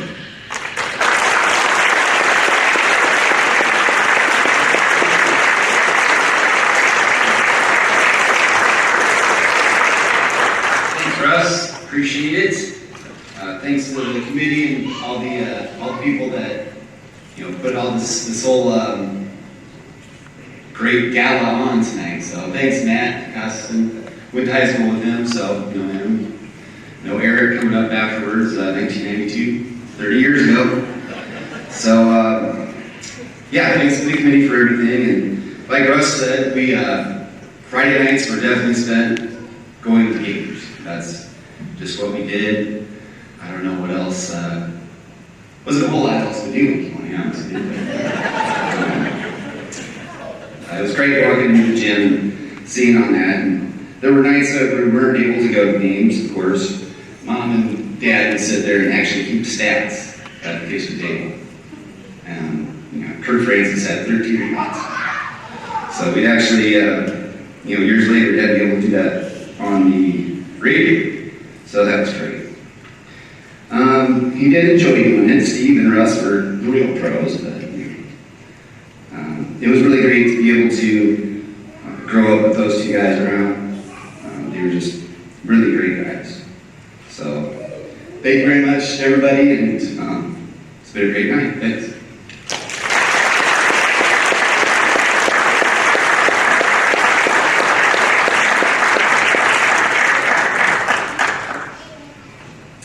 I'm Shannon, Steve's daughter, and I also just want to extend my thanks to the committee members and everyone who talked to us and honored my dad this way. We also spent a lot of Friday nights here, and I think, well, I went to Anawan, so I but I spent most of my childhood going to Kewanee games, so it was a real mental shift when I had to go to one. But we're just really thankful for Russ and everyone else who's honoring my dad and my uncle, and they really just loved Kewanee and they loved the games, and just thank you for the honor.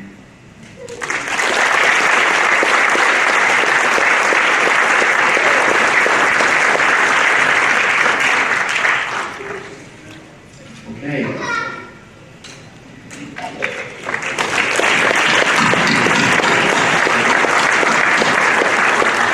With Gail and Diane Peart about their two husbands being inducted into the Kewanee High School Hall of Fame as friends of Kewanee High School sports. And it's a pleasure to be able to talk with both of you. You have seen a lot of the athletes that are in right now and the friends also. Of course, when this all happened, your husbands, of course, were so integral in Kewanee High School sports.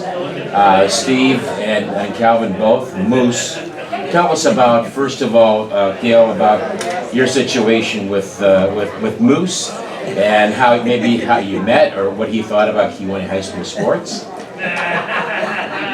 Sports was always his thing, so he was very much into the, Kewanee High School because that's where he went to school. So he was very into that, doing the radio with you and Bob, and actually that was our first date to a Kewanee High School basketball game. It was in Galesburg, wasn't it? Because we went to that same game. We weren't to get with you. No, that was it. And he was always sportsy, but you can even ask my kids. My kids were the same way. So I'm not, but they all were. It's nice to see them both honored for all the years that they not only followed Kewanee High School sports, but also, of course, Calvin worked at the school district and was there for a lot of the athletic events. Tell us what he really enjoyed doing that too. He was there for the cross country final when the cross country team was victorious in the state of Illinois. Yes, that was just a part. Ever since we were married, we went to every game. Friday night was our night out. So whether it was home or away, and if we couldn't go, we would turn the radio on and keep stats on our kitchen table. So it was fun. And then when things kind of moved into where your husbands both started broadcasting, a little bit earlier for Moose, Steve, and a little bit later for Cal, Moose seemed to really take to it right away. He liked people and he liked to talk. He did not mind being in front of people and talking. He could talk to anybody, as you well know. On vacations, people used to just stop and talk to him and tell him everything. And that's just the way he was. He enjoyed it a lot, very much so. And he was very good at what he did, of course. And conversely, Calvin didn't really want to do it. He did as a favor to people. First of all for Gary Peterson, and then with me after that. And tell us a little bit about his thoughts when he would come home from a game if they were victorious.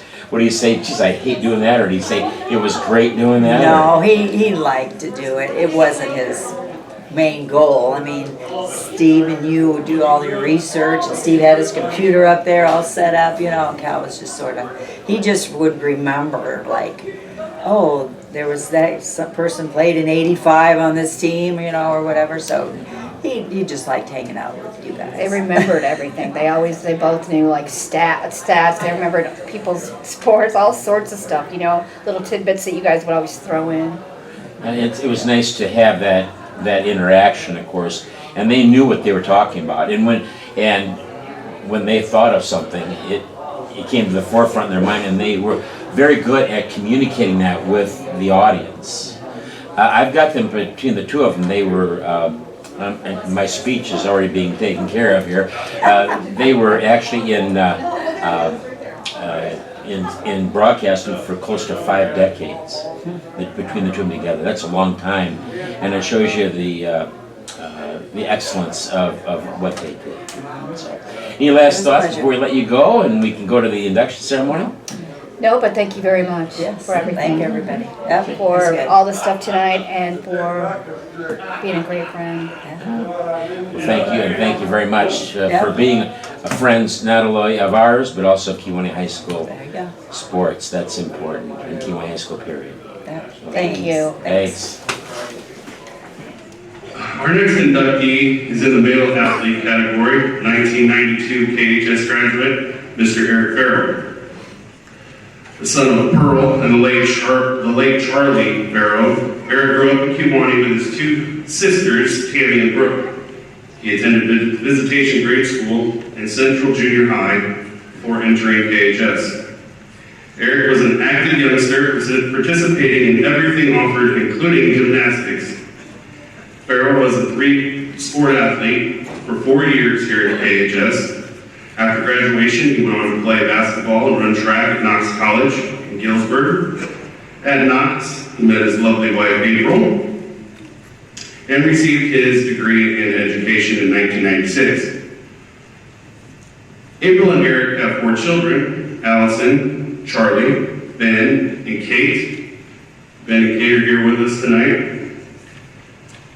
Eric is in his 26th year and is teaching 2nd grade in Steeder, Illinois, District 194. Eric's 4 years at KHS were spent full of football, basketball, and track.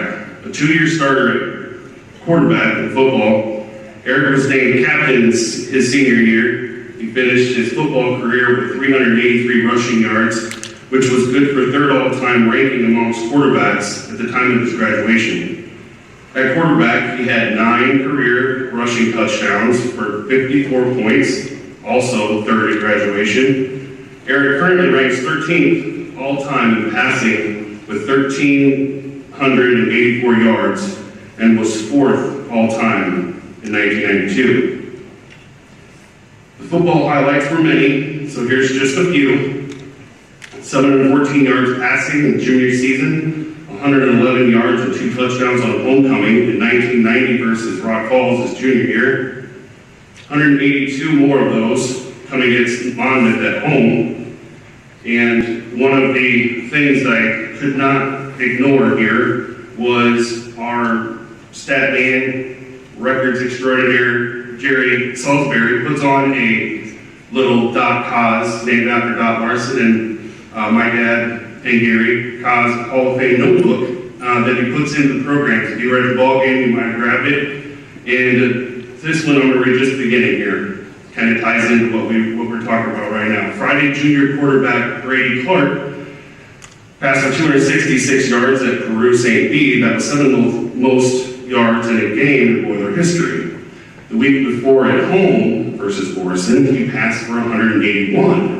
That ranks 49th all time, just behind Hall of Fame inductee Eric Farrell, who threw for those 182 at Monmouth. So, even when you come back, you know that somehow you're still going to be made into our program at the football game or basketball, whichever it may be.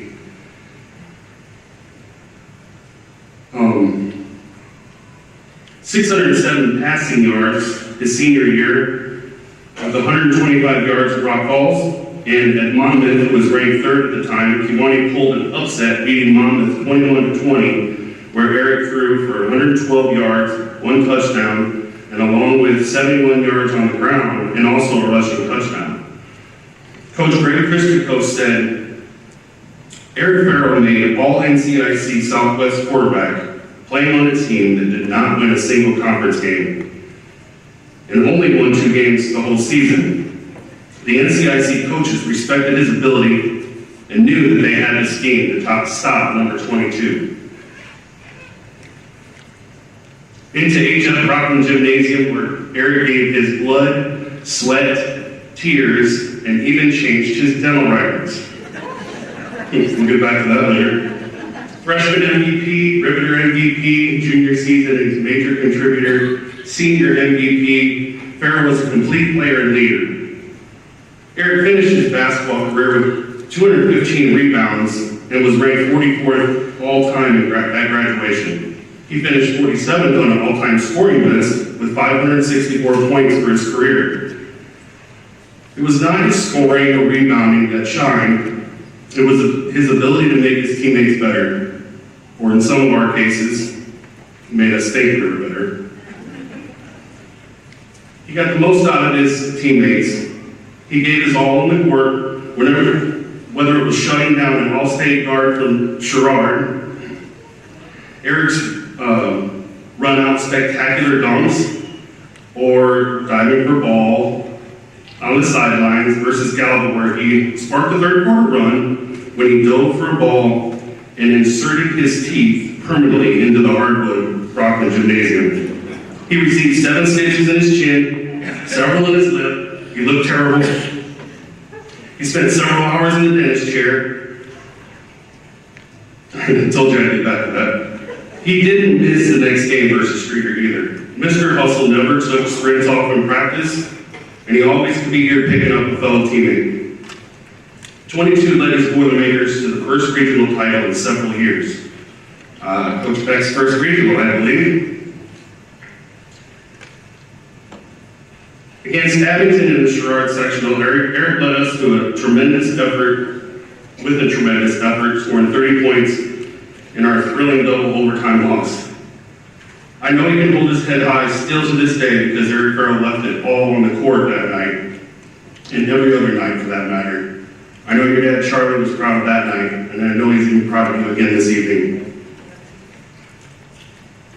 Talking about Eric Farrell, Coach Peck gave us this. Eric was a joy to coach. He was always willing to listen to my suggestions and what I needed his role to be for us to be successful. His leadership was by effort in practices and in games observed by his teammates. The 1992 team improved more than any other team I have ever coached because of Eric's example.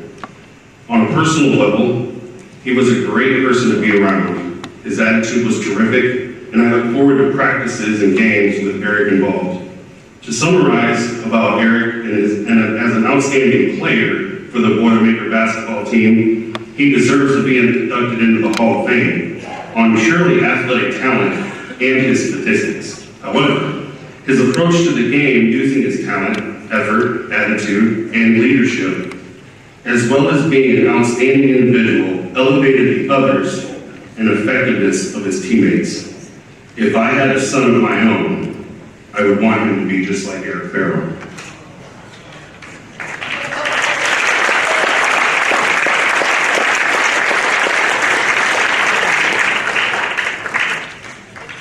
On the track, Eric again excelled. His junior year, he broke the school record in 300-meter intermediate hurdles 3 times. He ran 40.8 at the NCIC meet. He broke individual meet records at Princeton in 91 and in 92. He broke individual meet records at Bryant Stadium, in Geneseo, and in Streeter as well. Peoria Honor Roll, 1991 and in 1992 in the 300 intermediate hurdles, and in 1991 state sectional champion and state qualifier. 1992 state sectional qualifier, sectional champion and state qualifier in the 300 meter intermediate hurdles, plus the 800 meter relay team. At the state meet, he finished 3rd on the podium, and in doing so, broke his own school record again with a 39.9 time, which is still the school record that stands today. Named all NCIC track athlete and Prep Illinois Times All-State with the 800 meter relay, Eric again excelled. I asked his coach, Jim Venati, about Eric, and he gave me this. In my first year of coaching track and field, it was apparent that Eric had the qualities and the characteristics of being an outstanding track star. He had a hidden desire to be a leader of the team. His examples to work with passion at any event he endeavored set the tone for all to see. Year to year, he was setting records at major invitationals. Other coaches at big meets would vote him most outstanding athlete. I would not hesitate in saying Eric Farrell is one of the top athletes I have ever coached. He proved it by his character in his many honor roll track medals, truly deserving of his seat in this Hall of Fame.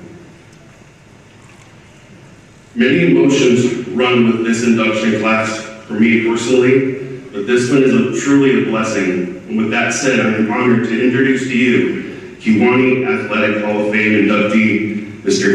Farrell.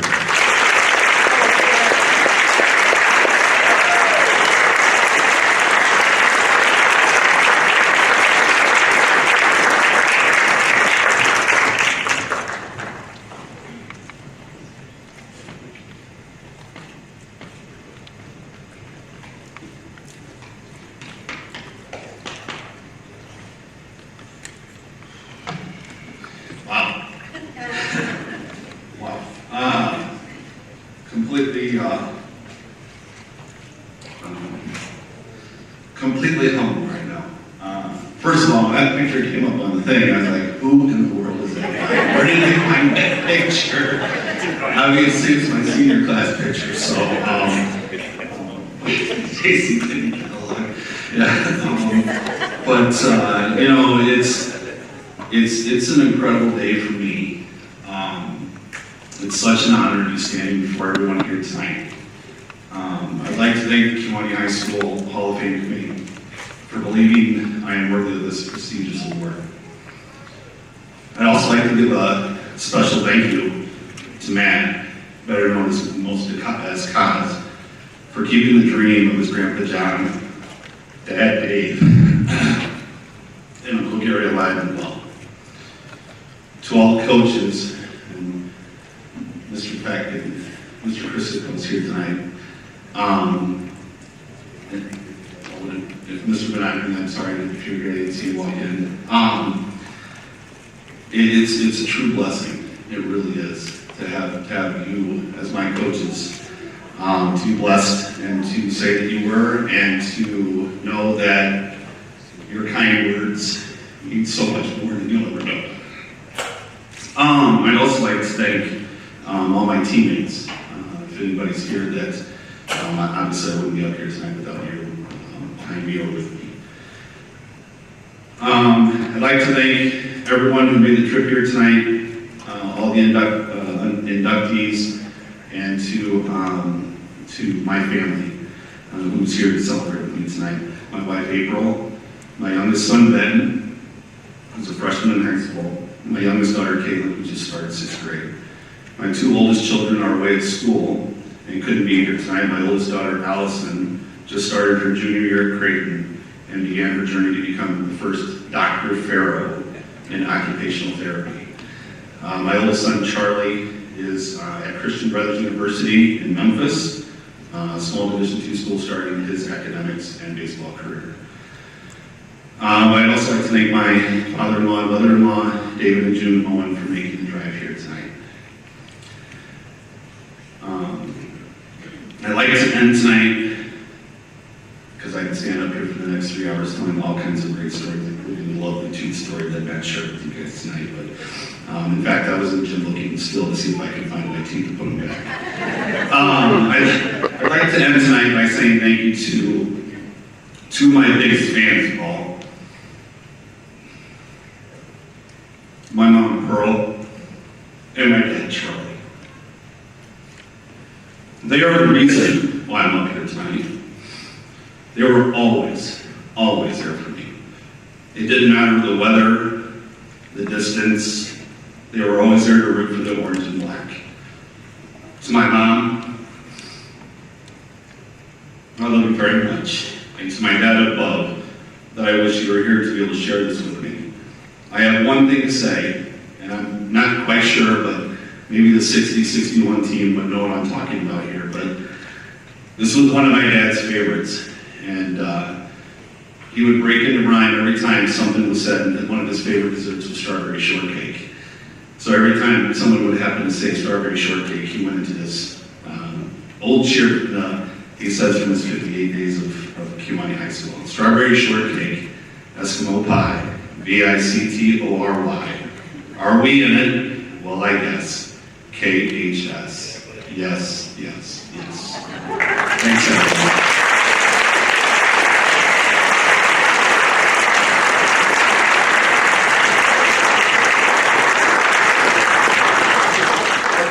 Joining us now is Farrell, male athlete induction into the Kewanee High School Hall of Fame for 2022. And Eric, it's so good to have you back. You've changed a little bit since I saw you last. Just a little bit, right? A little bit more gray, a little, little thing going here, but yes.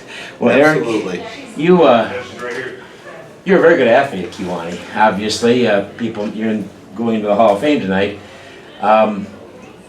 Tell us, playing sports and going to Kewanee High School, what did that do for your life as you progressed on? Well, it did a lot. It taught me a lot about responsibility. It humbles you. It does a lot of different things. And coming through Kewanee High School and receiving this honor tonight is pretty special. It's just been. We'll put it back this way. When I found out, I was like, really? They want me? They want me. And but when you look back, and I've talked to Matt Kaz quite a bit, and he points out some things that you just don't think about. You don't put it in perspective when you're here at that time. But then when you go back and you start looking at things, and it's like, yeah, Kewanee's a great place. Your fondest memories of Kewanee High School, other than sport, just your fondest memories. Was there a certain teacher you really enjoyed? Was there a certain a situation that stood out in your mind that meant a lot to you? I had some really special teachers my time here at Kewanee. Mr. Wallace comes to mind first. He was really kind of instrumental in me really becoming who I am as far as a teacher, and as well as some other teachers as well. Mrs. Blake, the art teacher, Mrs. May, Mr. Venadigan, of course, not only with track, but with classes as well. He was my homeroom teacher for 4 years, so I got to know him real well too. There's a lot of teachers that mean a lot. When you go back and you start thinking back, as earlier today I walked back past the classrooms today, and memories start to flood, and you're like, that was Mr. Bartlett's room, that was for typing. Here's Mr. Venadigan's room, that was my homeroom. Here's Mr. Buchanan and Mr. Wallace's room. And Mr. Malcolm, it just comes back and it floods so much, and it's just like, you don't realize what you have here until it's all over and done with. And then you come back to visit and see it again. So what you're saying is that there's so many things that you can see it change, but so many things have stayed the same in your mind. Yes, I would totally agree with that. It has really transformed here. I mean, this school is beautiful, absolutely beautiful, the things that they've done since I've been gone. But there's a lot of similarities still here too. You walk past the lockers and I was like, yeah, that was my locker right there. And my kids were like, you had your own locker? I was like, yeah, I had my own locker. And they were like, did you use it? I was like, yeah, I used it. And I was in one of the main halls, so it was kind of nice. And that's a neat thing too. As a quarterback for the Kewanee High School football team, you were outstanding. And that was because I did watch you play every game of your career, and also as a basketball player, I was there at every one of your basketball games too. I had to be. That's part of my job. The fact of the matter is, though, you could shoot with the best of them. You had a very good shot. We'll get it basketball first, and then we're going to hit football, and then we'll hit track. Okay. In basketball, your shot was very good. You were very, very intent, and you were all business on that court. Right. Yeah. And when I stepped foot on that court, I was all about business. There's no doubt about that. Your coach at that time was? Jim Peck. Okay. Coach Peck. And Coach Peck, of course, was really integral in the way things happened for the most part for that situation. Now, the next thing I wanted to ask you about was football. You were quarterback on the football team. Correct. And your coach then was? Christakos. Greg Christakos, and another member of the Hall of Fame, by the way. Yeah. So Greg Christakos, and then also as quarterback, the team was good. Basketball, I know was good, but I remember football being good that year too. We were okay. We my junior year, I believe we were 5-4, and then my senior year, we had a little bit of a slip, but we had a really big game against Monmouth at Monmouth, and they were ranked number 3 in the state at that point, and we beat them at their place, and that's a great memory that I still have today too. So yeah, it's pretty cool to recall that. Now, since you've left Kewanee, you're teaching, and where are you teaching, please? So I teach in School District 194. It's in Stager, Illinois. I've taught second grade now for 25 years. Love every minute of it. You know, education has changed. You know, everybody can tell you that it's changed over the years, and it has. But you don't lose the love for it because it's a new adventure every year that you get new kids. So it's a lot of fun. Any last thoughts before we let you go and get to enjoying this wonderful night? And it's a wonderful night for us, as well as I think for the athletes. No, this is a really neat thing. I feel blessed that, like I said, that I was chosen for this. It's just something I never thought would happen. Yeah, I'm really looking forward to tonight's festivities. Sounds great. Well, thank you so much for joining us. We appreciate that. Eric Farrell, again, the athletic class of 2022 into the Kewanee Hall of Fame, and we appreciate your time. We're joined now by the former head football coach for Kewanee High School, Greg Christakos, and Coach Christakos, thanks for joining us here on Hall of Fame. Thank you for doing this. My pleasure. Coach, you have some information you want to share with us. Eric Farrell was the starting quarterback for my first two teams at Kewanee High School.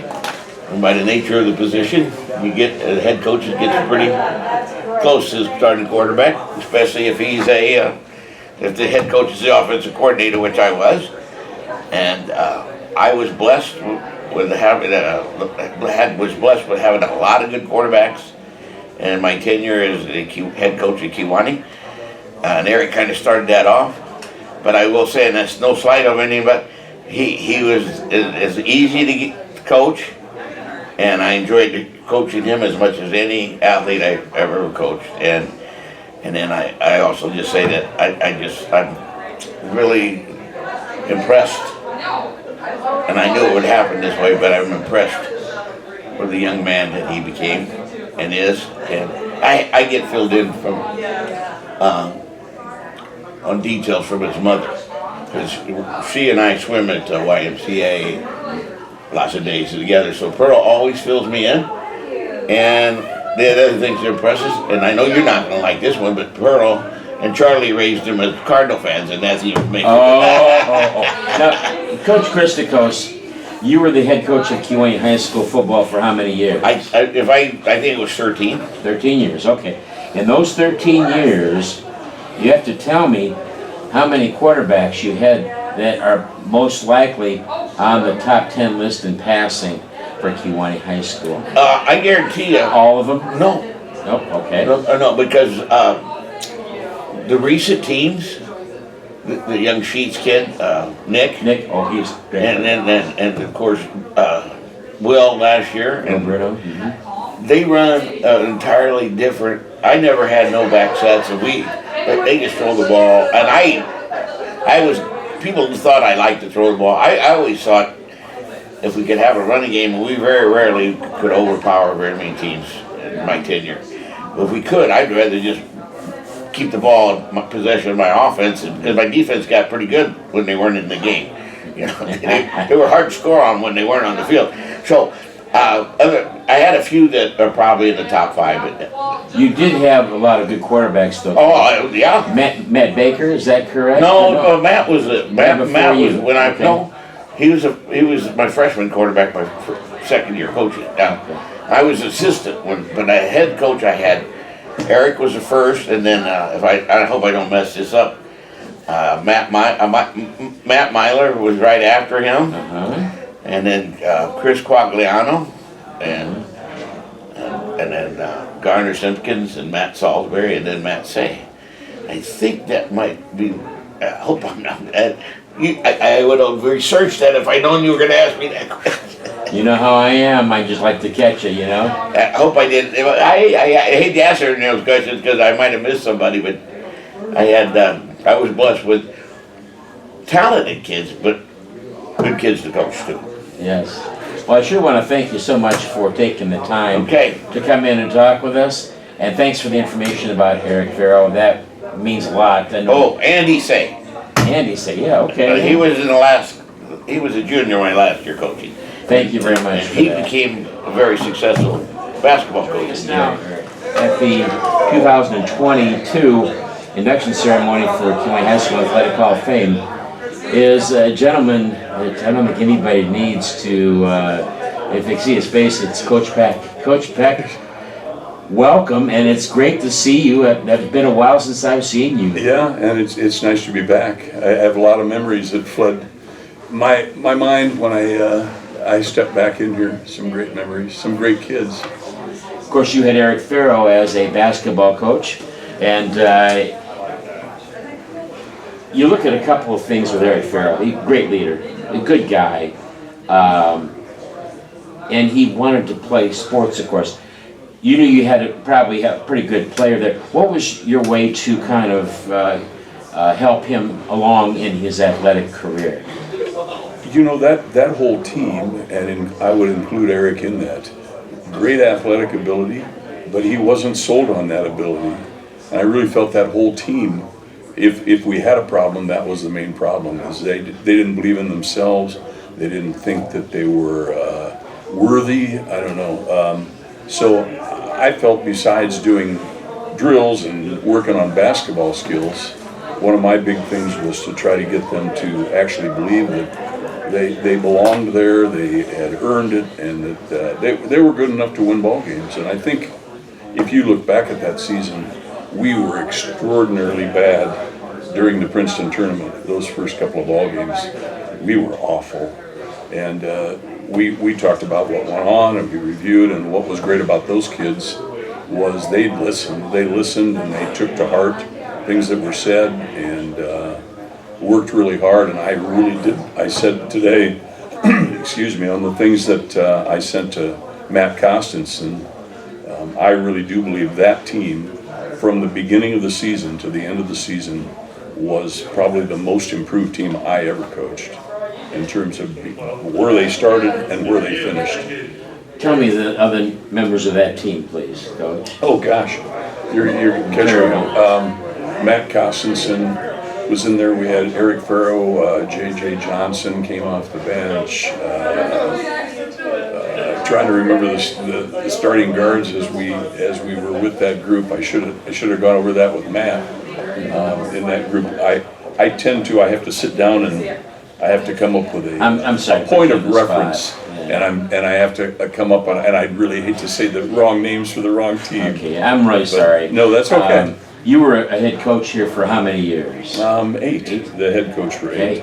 You were the one right after Mike Kirkham. Right. And I remember that you had some very good ball clubs. The last time Kewanee went to state, I remember you were the head coach, and the Boilermakers played St. Martin de Porres on the Assembly Hall floor, and they had a guy by the name of Jerry Jeep, who ended up playing with the University of Illinois. Now, in that mindset, you were behind in that game, and you wanted to. This is one thing that always sticks out in my mind, because you and I had talked about this. In that game, you were wanting to go ahead and get some people in off your bench, and your team would not give up. They just kept coming back and coming back and coming back. What gave them that team? What gave them that resolve not to quit? Those kids were always that way. They were that way in any sport they participated in. Very competitive, very, very confident in their abilities, and so I never saw those kids give up. Even when we went to the postseason shootout in Aruba, we ran into a team, and this was funny because it was St. Martin's, which is pretty ironic that we played St. Martin de Porres, lost our last game there, and when we go to this tournament down in Aruba, it was St. Martin, the island of, and I made the comment to their coach, are all these kids 18 or younger? And he goes, we don't pay much attention to the rules in the islands. And I told him I thought it looked like a father-son tournament, but anyway, they blew us right off the court. They ran us right off the court. And our kids really took exception to that. And that we turned around and won game after game and played them again in the championship, and they beat us by 1. We had the final shot that rolled around and out, and that's the way those kids operated. They took great pride and really great resolve. So it didn't surprise me at all that they were just going to keep fighting back. We just didn't shoot the ball well that day. Had we shot the ball well that day, maybe there would have been a different outcome. Me getting back to Eric Farrell and his. And that was a question that I had personally I wanted to ask you about that team. But getting back to Eric Farrell, what a 3-sport athlete, very good at what he did, very intelligent. I remember him on the floor, not smiling, all business. Right. He's very humble in his abilities and really was a very fine athlete. And but he was very coachable. There was no resistance in him. He took every suggestion I made and tried to work on those things. And I think he just became a better and better ball player every week. He just seemed to make another stride towards what we were trying to achieve. And I think that was reflective at the end of the season. I mean, if you remember Jason Hogue, was sick in that final ball game, Yeah. and I believe we lost in double overtime to that Abington team. And here's a team that I thought first part of the season if we ended up 500 the way we were playing, we'd be lucky. And here's a team that won the regional going away. I think we beat everybody in that regional more than 30 points, and I think we were ranked about 4th in the regional. And the kids just played great basketball, and I thought we were going to pull out that sectional as well. Well, Coach, I want to thank you for taking the time to come and talk with us. And this will be archived at Kewanee High School Sports and Special Events. Great. And it'll be around the time of the Eric Farrell induction. Because Larry Flannery will go ahead and he will put it in that. What a great thing to do. I think that's a wonderful idea. Good, yeah. I'm going to go right home or go out in the hall and have the guys tell me starting lineup. I'm going to take a look I'm at that. so sorry, Coach. I didn't mean to put you on the spot. No, that's okay. Oh, shit. Let me put down the time.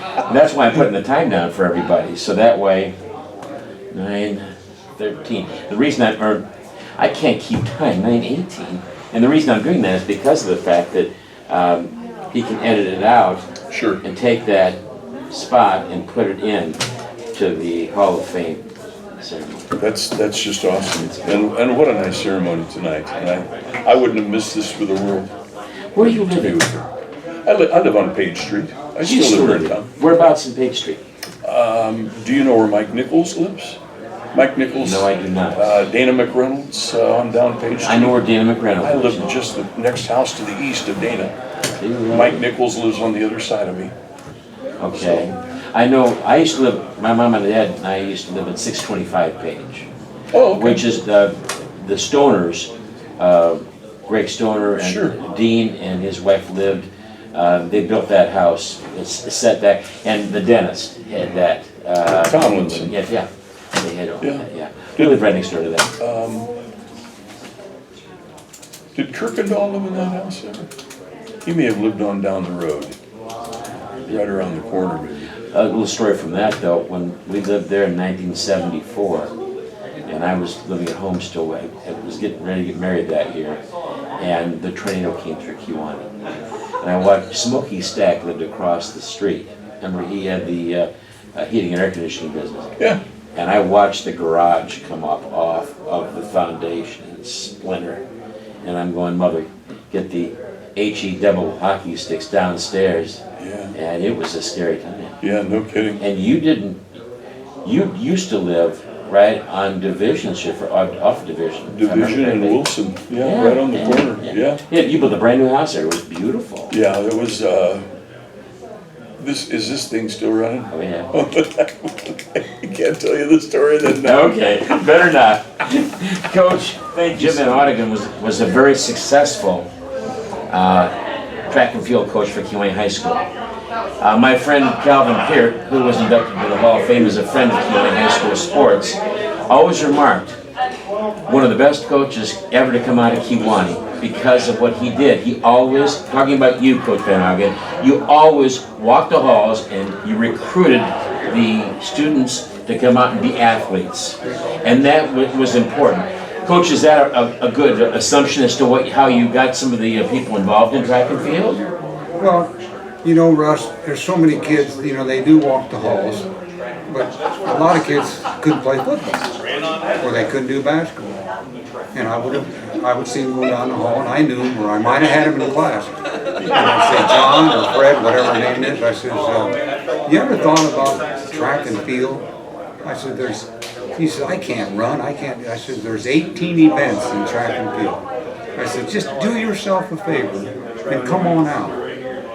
And once they're out there for a week, Russ, I don't lose them. And then you have them. I had a guy come out, he said, I don't belong out there. He was 6'6", by the name of Pickering. You know, and he couldn't do anything. He couldn't be he just didn't have the speed. He couldn't do hurdles. I said, Pick, you're going to be one heck of a hurdler, and we're going to train you. Me and Mr. Breed, you know, Reverend Breed. And you know that in his senior year, he won the state sectional, went down to state, and he won both hurdle events. 6'6". And this is the story I always tell. And, you got to get in their mind, any athlete I had. And then once you have them, you know, like my first year, there was 35 came out. The next year, there was 48. I'll never forget those numbers. My third year in the auditorium, we had 71 guys signed up. And that's because they wanted to be part of the program. Not because of me, it's just they just wanted to be part of something that was successful. And that's how it worked out. That backstory is very important to Kewanee High School sports. And we appreciate that, Coach. To change things a little bit, you coached some of these athletes tonight. Can you take just a couple minutes on each one and tell us the good things about these student athletes and how they progressed in their careers at Kewanee High School? Yeah. Well, the girls I can't say a lot about because I didn't coach them, but I know of them. You know, like the Earl and Brienne and LaFleur went up to North Central College where my son was. So I actually got to see her. She was a remarkable athlete. I mean, Mark, you heard the stories. But Eric Ferris, I love the guy. I mean, I can't say anything else, but I just love the guy since the day I had him in homeroom in high school. Now, remember, the year I started track and field, because Bob Peterson came over and said, Jim, will you take over the track and field for us? And I said, well, okay, maybe if you give me these 3 or 4 things, and they did them all. Number one was, let's put a new all-weather track in. And remember, they started baseball the same year. The same year. So Eric Farrell and a lot of those guys, like Scott Salisbury and Jeff Brawl and those guys, they came up to track and field. So here we had like 30-some guys come out. And starting out with Eric Farrell then, in that group, he became a natural leader. Get more kids out. He wanted to do so many events. It was tough for me to get him to do one particular event successfully. But he could have went to state in the 400. Thanks, Russ. He could have went to state, in the 400. He could have went to state in the triple. He always won the triple jump, but he was so good at it. So I would usually your second or third fastest man, you put him in the hurdles. Because remember, I had Davis and those guys and Taylor, that got have a school record in the 4x1. So he would get in, sneak in there, but he would be the hurdler, which is, remember, there's 2 hurdle events in every track meet. And he just became, he was third to state. And he almost got second, because that guy that beat him was, only about 10 yards ahead of him. And Eric, he was just that type of kid. I put him in the top tier of all the coaches, all the athletes I've ever been around. I put him in the top 1 or 2. How many athletes do you think that you coached over your career? And you were the head track and field. I was in football when I was a youngster, you know, back then, but that wasn't my cup of tea. I liked it, but basketball was what I really wanted to do, and it just didn't work out because for some reason it didn't work out. And then, you know, it was kind of like a blessing because I got to see my son all over the country run track and learn all the different things. And you got to study. There's 18 events out there. You got to know how to do it. And I only had one assistant. That was Mr. Fulton. And he did the pole ball for me. And then, so Eric becomes like a leader. Tells these other seniors start telling the freshmen, hey, you better listen to this guy. You know, it wasn't me telling them. It was the seniors or the juniors who were leaders like Farrell. But Farrell was way up here when it comes to leadership. Yeah. So you coached for how many years? Well, probably all together. I think with him, Lindbeck, and all those years, probably 8, 10, probably at least 20. 20 years. How many athletes do you think that you would have coached? Just give me a round number. 200? Oh, yeah. 300? Oh yeah, because every year, if I averaged just 40 or 50 guys in track. So I did that for 10 years. So 40 times 10 would be... Then all those years I coached basketball. Okay. So I would say at least 300 or 400 or 500 kids. Well, let's just say for 20 years, you've touched probably more than 600 souls to be the best. Pretty nice. And really thank you for your information about Eric Farrell. We do appreciate it because if it wasn't for the Casas and family, John Blashinsky starting this Hall of Fame, we wouldn't be able to hear all these stories. And, you know, yeah, it keeps us young. But I think the most part for me anyway is you get to relive, I'll spit it out yet, you get to relive a lot of your things that happened when you were younger. The 1960-61 football team, it was great having them there, that was a blast. But I remember watching Eric Farrell play for Kewanee High School on a consistent basis, both quarterback and also as a point guard on the basketball team, I should say. I remember Cassie and I remember Bree Christensen, I remember all these people. And it's nice to see them being given their due and be in the Hall of Fame. So, Coach, before we let you go, any last thoughts? Well, people got to understand how important athletics are in a school system. Just by this example here tonight. These are just one of the few, plus the thousands that participated in athletics, and what it does for their life besides just the classroom. What it does for their life, what it does for their mind, because they have to be a competitor in sports. They're not a competitor in the classroom, but they're out. It's a totally different thing, and I preach that a lot.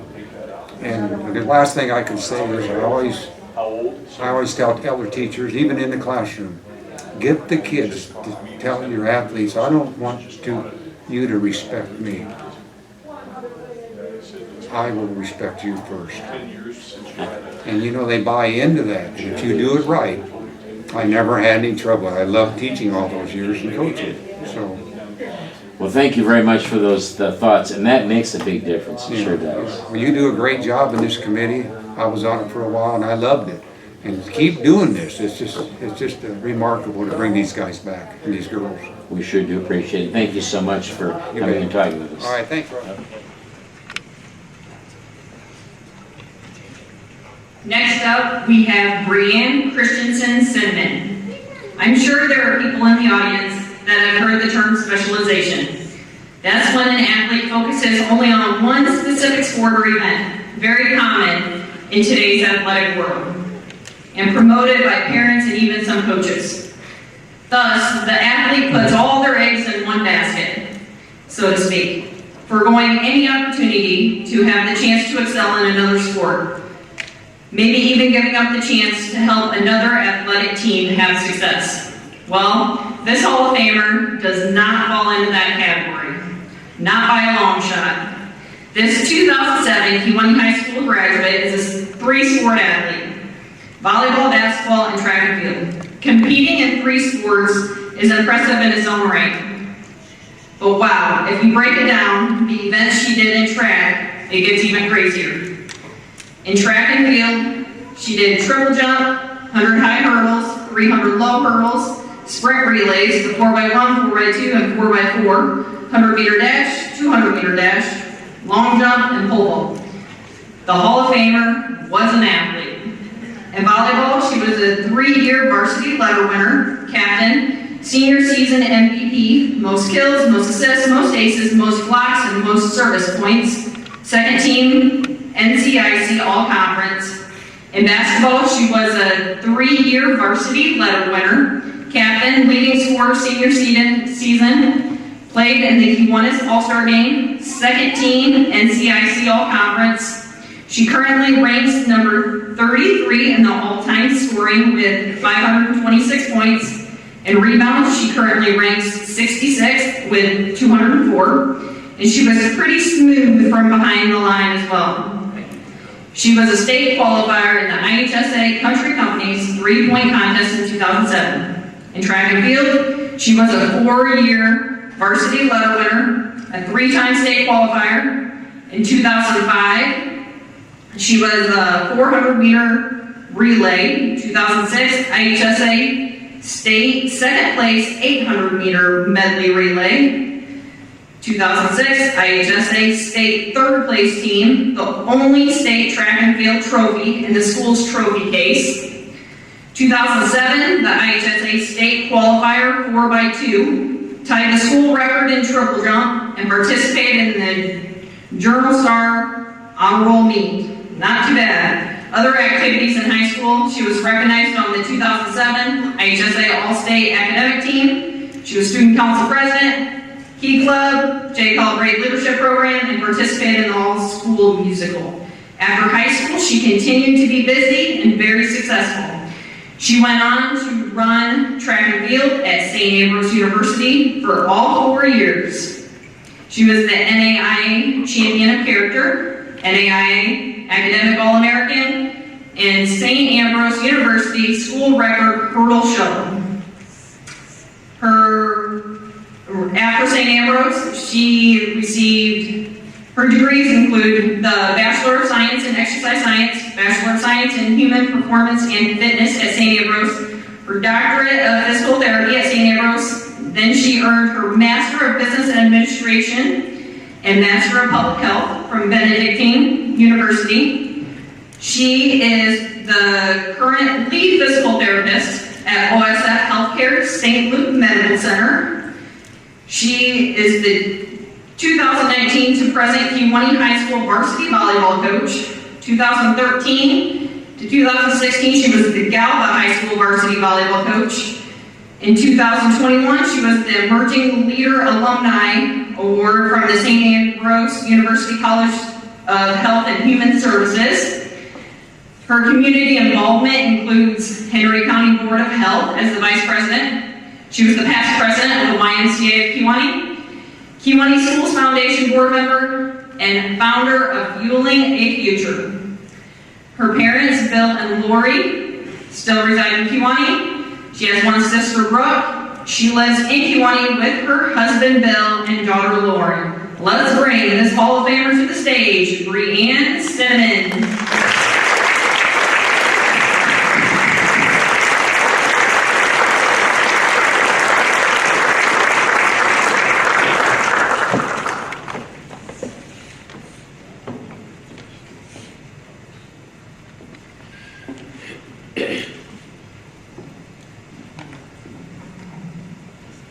Thank you so much to the Hall of Fame Committee for this honor. It's amazing to be here in front of some of the presence of Kewanee's most athletic and some of the greatest in our history. But a special thank you to all of you that are here tonight that have supported Kewanee athletics in the past and are still doing so presently and will continue to do so for years to come. There's a few things that have shaped how I am today, and I'll continue to shaped my future and my years here at Kewanee and as being a boiler athlete. I was blessed with so many caring coaches who always pushed me to be my best, with teammates who challenged each other to be better every day, including two of our other Hall of Fame inductees tonight, Cassie and Vancil, and especially with parents that were willing to spend every weekend traveling across Illinois and Iowa to go to club volleyball or travel basketball tournaments, and were always my biggest fans. And you know, there's probably two of the biggest KHS fans that you still see at almost every Kewanee sporting event. Every year, I started the year with volleyball season and was lucky enough to have Coach Spetz, who made sure we always remembered to play for the love of the game and to find joy every time we step on the court. Coach Spetz was always willing to stay in the gym to let me hit balls or serve as late as I wanted to, probably making my mother wonder why I wasn't home for dinner. One of my favorite memories is the song Coach used to make us sing during warm-ups before every single varsity game my sophomore year. I don't know how she got us to agree to do it because I can guarantee my players would never do it now, but somehow she did. I'm sure most of you are familiar with the movie A League of Their Own, so the tune is probably pretty familiar. I want you to bear with me. I was athletically inclined, not necessarily vocally talented, but I wouldn't be doing Coach justice if I didn't share just a little bit of her original tune. We are the members of the Kewanee volleyball team. We come in sizes, short and tall. We've got our seniors here, our juniors, and there's 3. We came to play, we play to win, Kewanee volleyball. We even got to enjoy a lot of times of having Charlie Heinlein as one of our referees. And when they talk about that he was one that always respected his athletes, that's an absolute true statement. And then after volleyball season, we moved right away on to basketball. I was lucky to be pushed out of my comfort zone and gain confidence in myself with coaches Tammy and Jamie Bryan. They helped me learn to bounce back after a mistake, a turnover, or a missed shot, and just encouraged me to always keep shooting. Then my senior year, we were led by legacy coaches Chuck Blake and Frank Toka. It was an incredible experience to play for under 2 coaches who had unbelievable knowledge of the game. However, I think sometimes we probably challenged them and made them wonder why on earth they came out of retirement.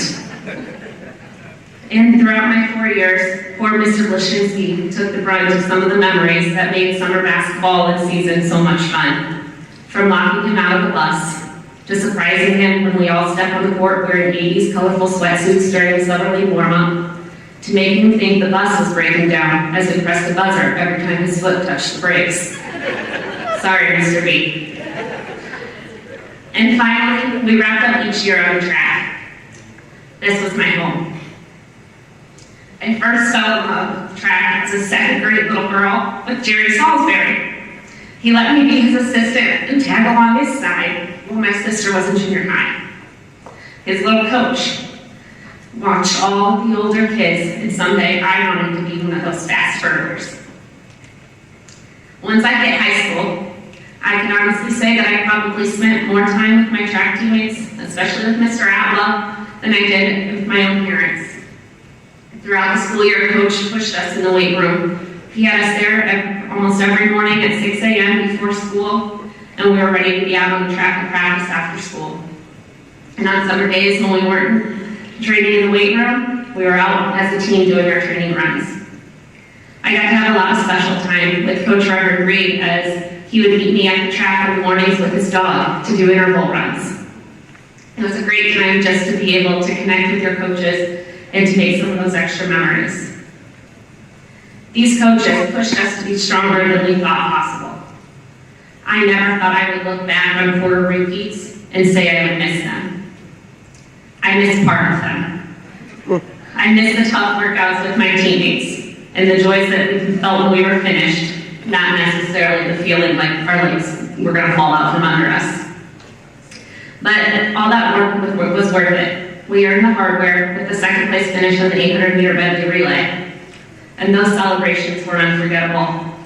With Coach Atwell taking us all to Alexander's Steakhouse and the police escort into town. those smiles will stay on our face for a long time. And now I'm lucky to be on the other side of Boiler Athletics as a coach. And I hope that I can help our athletes reach their fullest potential and create memories that will last a lifetime. It's an honor to stand in front of the presence of some of Kewanee's most decorated and successful athletes and coaches. So thank you for this wonderful weekend and for all of the memories.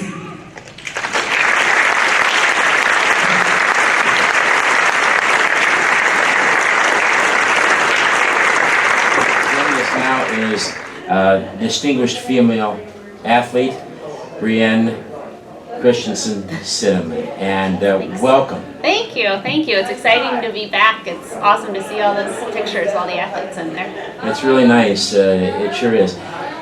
Speaking of you, you were a three-sport athlete at Kewanee High School, but the thing that, of course, stands out in a lot of people's minds is that, of course, which for you was important, the academics. Tell us some of the teachers that had an influence on your life. Yeah, when I was in school, I was really blessed to have a lot of really great teachers. The sciences were a big piece of mine, kind of got me to where I am in the medical field now. So Mr. Hewlick was one of our anatomy teachers, and I will always remember his anatomy classes kind of stirred that love. Mrs. Grebner in the maths was great for us. But really a lot of them, they challenged us to a point to make us better, but also supported us, not only in the classroom, but again, out in the athletic arenas too. In athletics, you were very, very good in volleyball, you were very, very good in basketball, and that's the one sport that I remember the most. I remember you shooting three-pointers, and you used to be pretty deadly with those. What got you ready? What got you stirring for each match and each ball game that you were involved in, each thing at the track, which you really excelled at, obviously? I was always very competitive and tried to do a lot to prepare. As far as basketball, we spent a lot of time, my parents' driveway had quite a steep incline, and so that's how I learned to shoot three-pointers, was uphill, to build a lot of arm strength. And so, but then once we were in season, it was just getting in the gym and doing a lot of repetitions and getting myself where you felt that point, you were comfortable no matter what situation, because you're just constantly in there. And I was lucky at volleyball, Debbie Spetz would let me stay basically as long as I wanted to stay, to just keep hitting, just keep serving. And so then once you're in the game, it's just second nature. You have to have a lot of fond memories of playing sports at Kewanee. Absolutely. I see a lot of things on your table out there, and the one thing that kind of sticks out in my mind is all the track awards that you got. Give me a favorite moment in track, and then in volleyball, and then last in basketball. Okay. So track, obviously one of the favorite memories was our second place finish in our 800 medley relay down at state. We had really worked hard and prepared the best we could for that, and there's nothing like that feeling on the big blue track to be coming across the finish line as one of the leaders. Definitely was a lot of fun memories, and just the preparation that team had. Coach Abel had built this incredibly committed group. He had us in the weight room 6 a.m. most days of the week. And we were in there as a team, and we loved it, and we wanted to be there for each other. And the running in 4x4s and having your teammates around the track, get so excited for that last race of the night. Those are some of the most fun times that I remember with track, and always the trips with Atwell on the van. He'd sing to us, he'd do whatever he had to do to keep us entertained and happy. Probably spent more time with Atwell than my own parents through my high school years, honestly. And volleyball was always a lot of fun. I was lucky to play up with on the varsity team as a sophomore, and being a little bit intimidating by being the young one in there, and they always welcomed me with open arms. Coach Spetz had a song she had us sing before every warm-up. And what was that? Yes, she had a part of a warm-up song, and so I don't know how she convinced us to do it. I honestly don't think I convinced my girls to do it now, but it was one of those things I still know every word to it and could laugh. But just she brought a lot of laughter to the team constantly, whether we won or lost, and just a huge love for the sport. And basketball would be last. Yeah, basketball was always a lot of fun too. Again, when we spent coming in early on playing with some of the girls that I had looked up to from young ages and getting to be on the court with them as a freshman and sophomore, to then trying to take on more of a leadership role in junior and senior year. And there were times of we didn't always have the most wins there, especially my senior year, but it was definitely a lot of fun. And getting down, I remember playing at the Canton shootout there at the end of the season, the Kewanee shootout, and it was one of those, I finally hit a hot night on a 3-point shot, and we were able to tie a record there with my partner. I don't even remember where he was from, but it was a lot of fun, and just getting out there and playing with some different athletes and different kids too. Cassie, who's one of the other ones inducted tonight, I got to have her as a teammate my senior year. She came in as one of our freshmen, and hopefully having the chance to get her to feel welcome, because I remember being in those shoes too, and getting to see her grow into it a little bit too. Pretty neat. Well, any last thoughts before we let you go? And I'm sorry I did not call you by your title and your Dr. Brienne Christensen. I'm just grateful that the Hall of Fame committee has put this together, and hopefully it can continue to inspire more athletes to be up here with some of those that have put a lot of time and a lot of hours in to find some success too. I'm going to mention one more thing. In your travels, what made you want to come back to Kewanee? It's home. Professionally, it gave me a chance to take care of a lot of people that I've known, people that have helped me get there to where I wanted to be.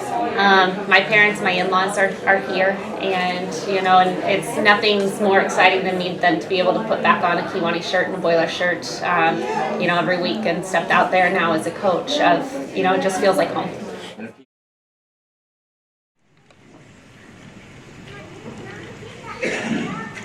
Bree, we didn't get a great year from nothing coaching basketball with you guys that first year, but anyway, it's my honor now to introduce the second of our female athletes, and I think Bree really summarized already that this young lady did not specialize. She generalized in a lot of sports, and this time I'd like to introduce Cassie Darby as our next female athlete being inducted into the Athletic Hall of Fame.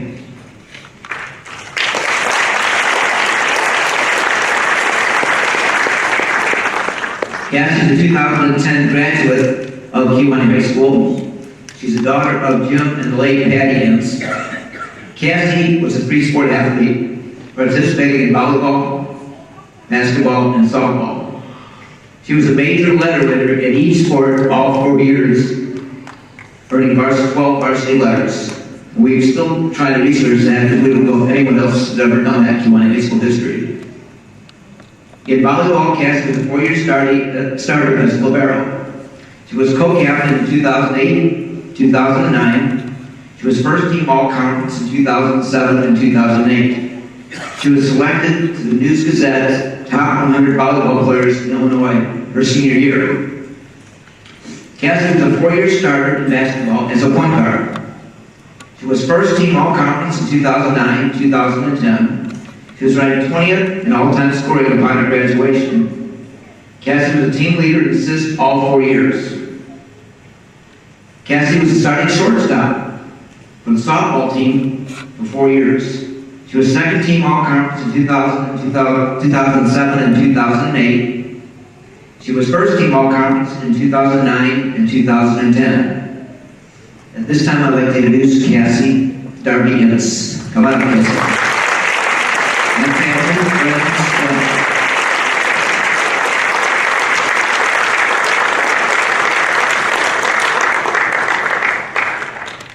Coach Link, are you here?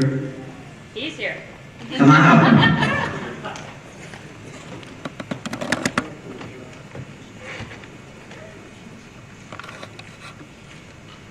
Cassie and her family went from Arizona to explaining how much fun it is to go to O'Hare Airport with their 2 little kids. So at this time, Cassie gets Darby started.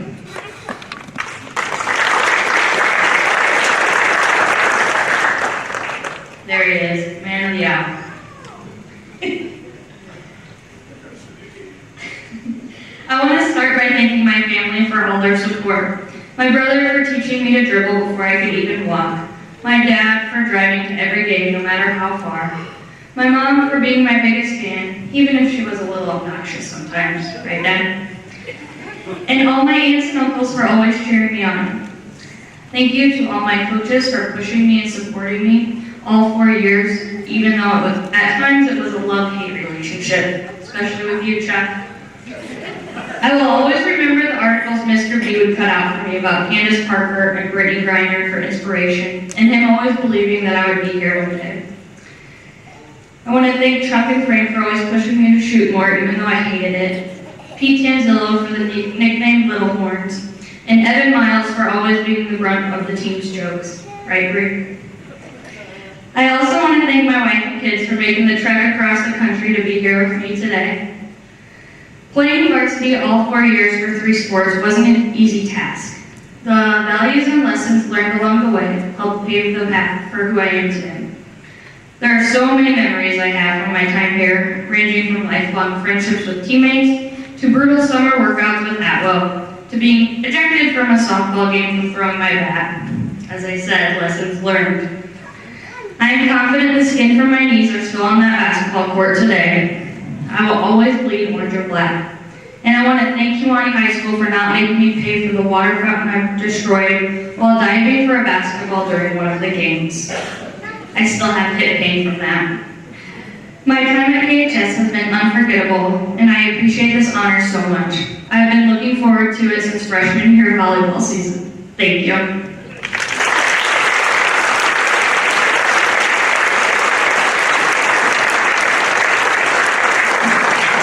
If you have something you want to add, come up.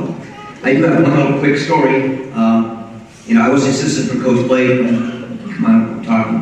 While Cassie was playing, I think it was her senior year, we were at Hall, and Coach came down with bronchitis. He sent the basketball team in my charge to Hall Township, and he says, we should beat them. We're a better team than they are. Well, at halftime, we're losing by 4.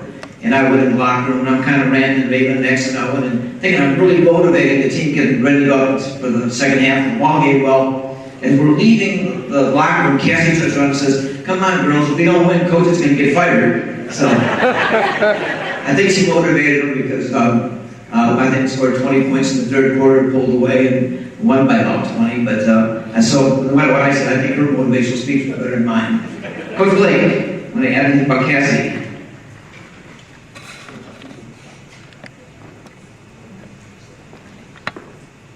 I'm totally unprepared, but things have been said about the girl. She's an original, and just tremendous fun to be with. And probably love-hate was probably a very good term for our relationship.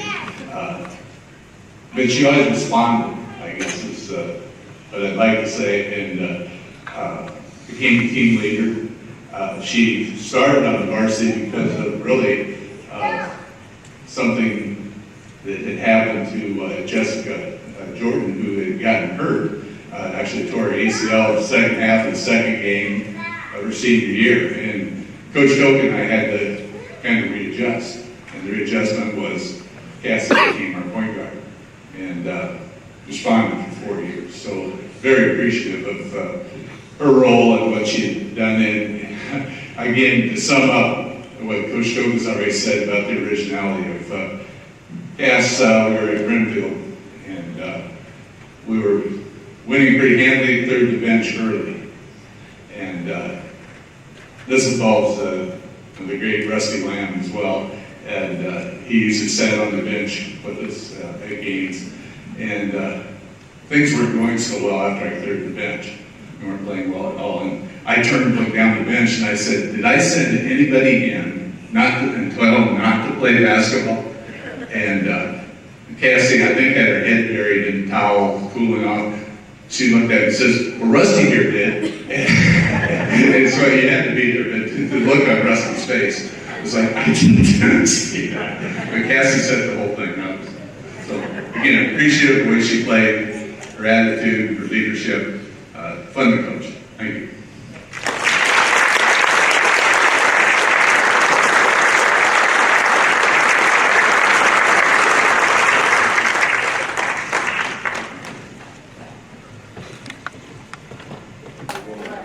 Joining us now is Cassie Darby Ince, the distinguished female induction in the Hall of Fame.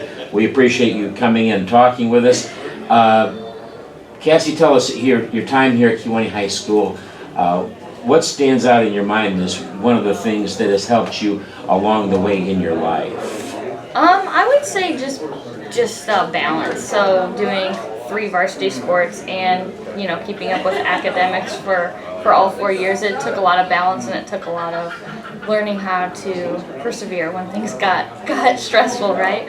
So I took that with me through college and now through adulthood and parenthood and all that. So it kind of set me up.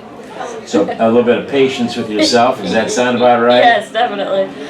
Since you were here at Kewanee High School, some of the teachers that stand out in your mind that you helped you in your path to your athletic excellence? Yeah, I mean, there's a lot, but definitely Mrs. Blake. She taught art. Mrs. Carmichael, she was my homeroom teacher and English teacher. And Mrs. Grebner, who taught math all 4 years. So, yeah, I still actually stay in touch with all 3 of them. Yeah. So now we're going to talk about athletics just a little bit. We want to talk about, first of all, your time, I'm going to say, first of all, on volleyball, because that would be first. Your coach at that time was who?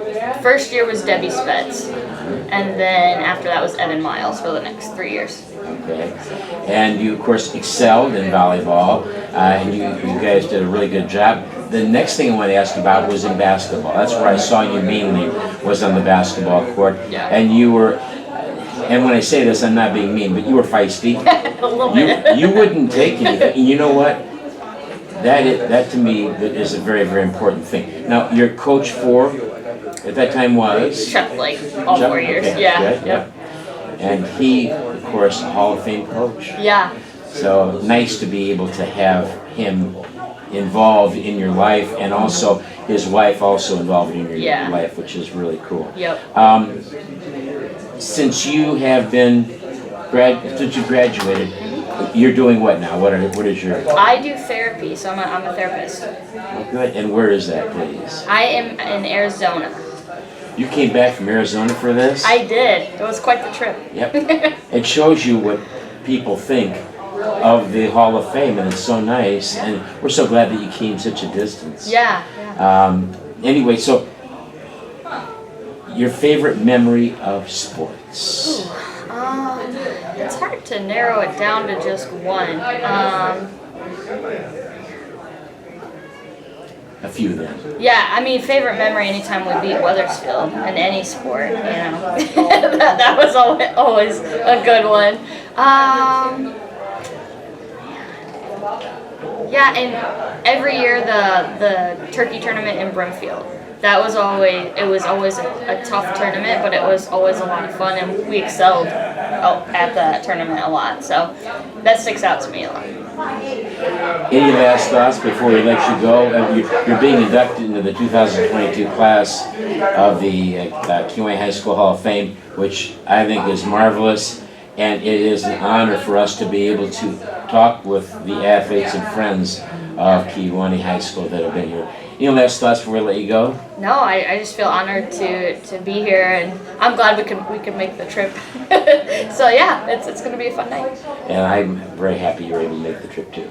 So again, that would be Cassie Darby Ince, the class of 2022 Distinguished Female Athlete. Thank you so much, Coach Chuck Blake of the Kewanee Boiler Girls, and he's going to talk with us a little bit about the inductees that he helped coach and did coach in his time here as Kewanee High School head basketball coach. Welcome, Coach Blake. Good evening. Yeah. Okay. Always were a good interview, especially after basketball games. A lot of fun to talk with. When we won. There you go. I love it. Okay, let's talk about the student athletes that are being inducted into the Hall of Fame in whatever order you want to do them. But I know one is Cassie Ince. I know another one is Bree Christensen. So talk to us a little bit about Cassie Ince then. Cassie just just a really neat individual to be around the 4 years of us. We came in together. She was a freshman, and I had just gotten the head job here at Kewanee in '06, and we got off a really tough start her freshman year with our so-called star, a girl we were really counting on, Jessica Jordan, going down in the second half of the second game with a torn ACL. And she struggled to try to complete the year with a brace, and it just wasn't working, and we had to give it up. Now, Cassie would have lettered that year because she was dressing on the varsity as a freshman, but Frank and I had to sit down and reevaluate where we were headed. We were just a little short on guards, and decided Cassie's our girl, and she took over the point guard job that year. Did a very credible job as a freshman in the NCIC, and we didn't end that year with the best record, but we were building, and Cassie was going to be a main part of that, and she went on to have a 4-year varsity career at Kewanee. I think her last 3, she was all NCIC first team, senior year, I believe unanimous.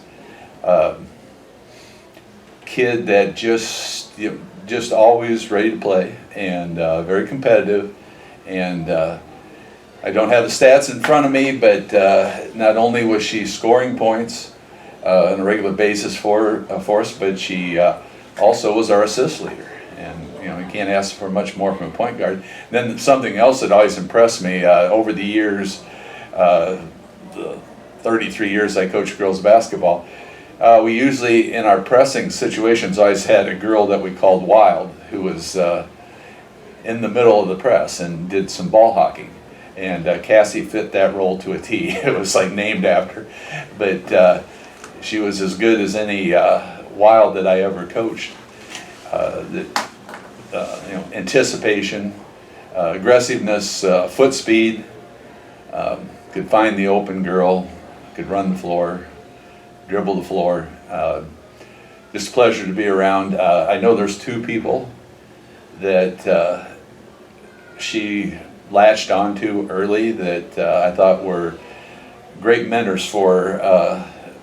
One is the great Jamie Townsend, who's in the Hall of Fame, and she and Cassie clicked early on, and she helped Cassie through a lot of things. Cassie's mother was suffering from MS, and Cassie had a lot of things on her mind between school, sports, and that as well. And so she, like I said, was there for her quite a bit, and I appreciated that very much. If you know Jamie, you would understand that she was good at it. And the other one that I'm sorry that he's not here would be Rusty Lamb, who was with us at that time. He had been assistant coach for Frank on many of Frank's sports, assistant coach on that state championship cross-country team. And he enjoyed girls sports, girls basketball, traveled with us on the bus. And again, he and Cassie kind of bonded.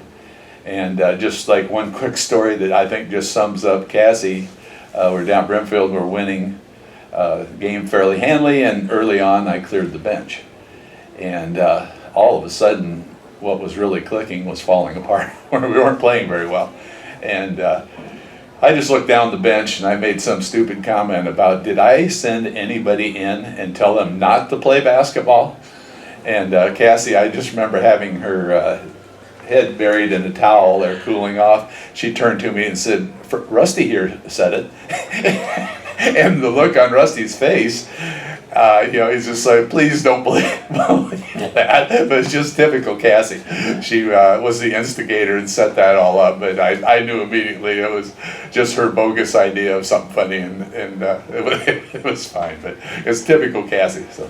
Coach Atwell's brought in some statistics for you now. While you're looking at those, I wanted to mention to the folks that Kewanee in the NCIC faced not just a couple of teams that were not very good. They faced very good basketball teams, the Rock Falls and also the Mendotas. At one time, Chillicothe, Illinois Valley Central, the Great Ghosts, were also in the NCIC at one time, and this was in the Eastern Division, as they had the Hall Township Lady Red Devils, the Princeton Lady Tigers, and I'm missing one or two teams, but it kind of tells you a flavor. Kewanee now is in the Three Rivers, which is still a tough conference, but maybe just a half a step down from the NCIC. Would you agree with that? Or Oh, yeah.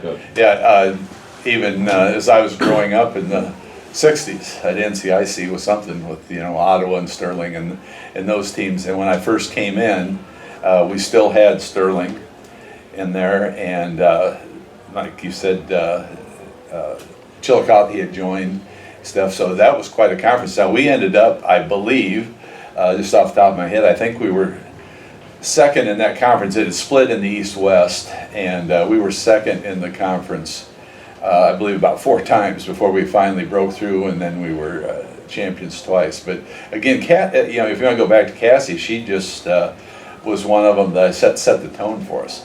She accepted coaching, played hard, and that was what we were always asking. And you could say that with the school population as such, we did join the Three Rivers, a little smaller conference stuff, but there was some very good competition there, as well through the years that I was here. So. And the second young lady that you coached is being, of course, put in the Hall of Fame tonight, and that would be Bree Christensen. Is that correct? Yep, Bree Christensen. Cinnamon. Cinnamon, yeah, right. And talk to us a little bit about her. Well, another kid that was just fun to work with because, again, a competitive kid. And she came to practice, ready to practice. She came to games, ready to perform. And again, she was in that early group of 06 that, we struggled to begin with. But I don't remember her ever letting up, ever giving in, ever not accepting the challenge. And she was a decent three-point shooter, played hard, maybe not the fastest kid, maybe not the strongest kid, maybe not the tallest kid, but I thought always a kid that worked very hard for position on rebounding, always had her head up, looking over the floor, this sort of thing. And again, a kid that you just, was fun to be around.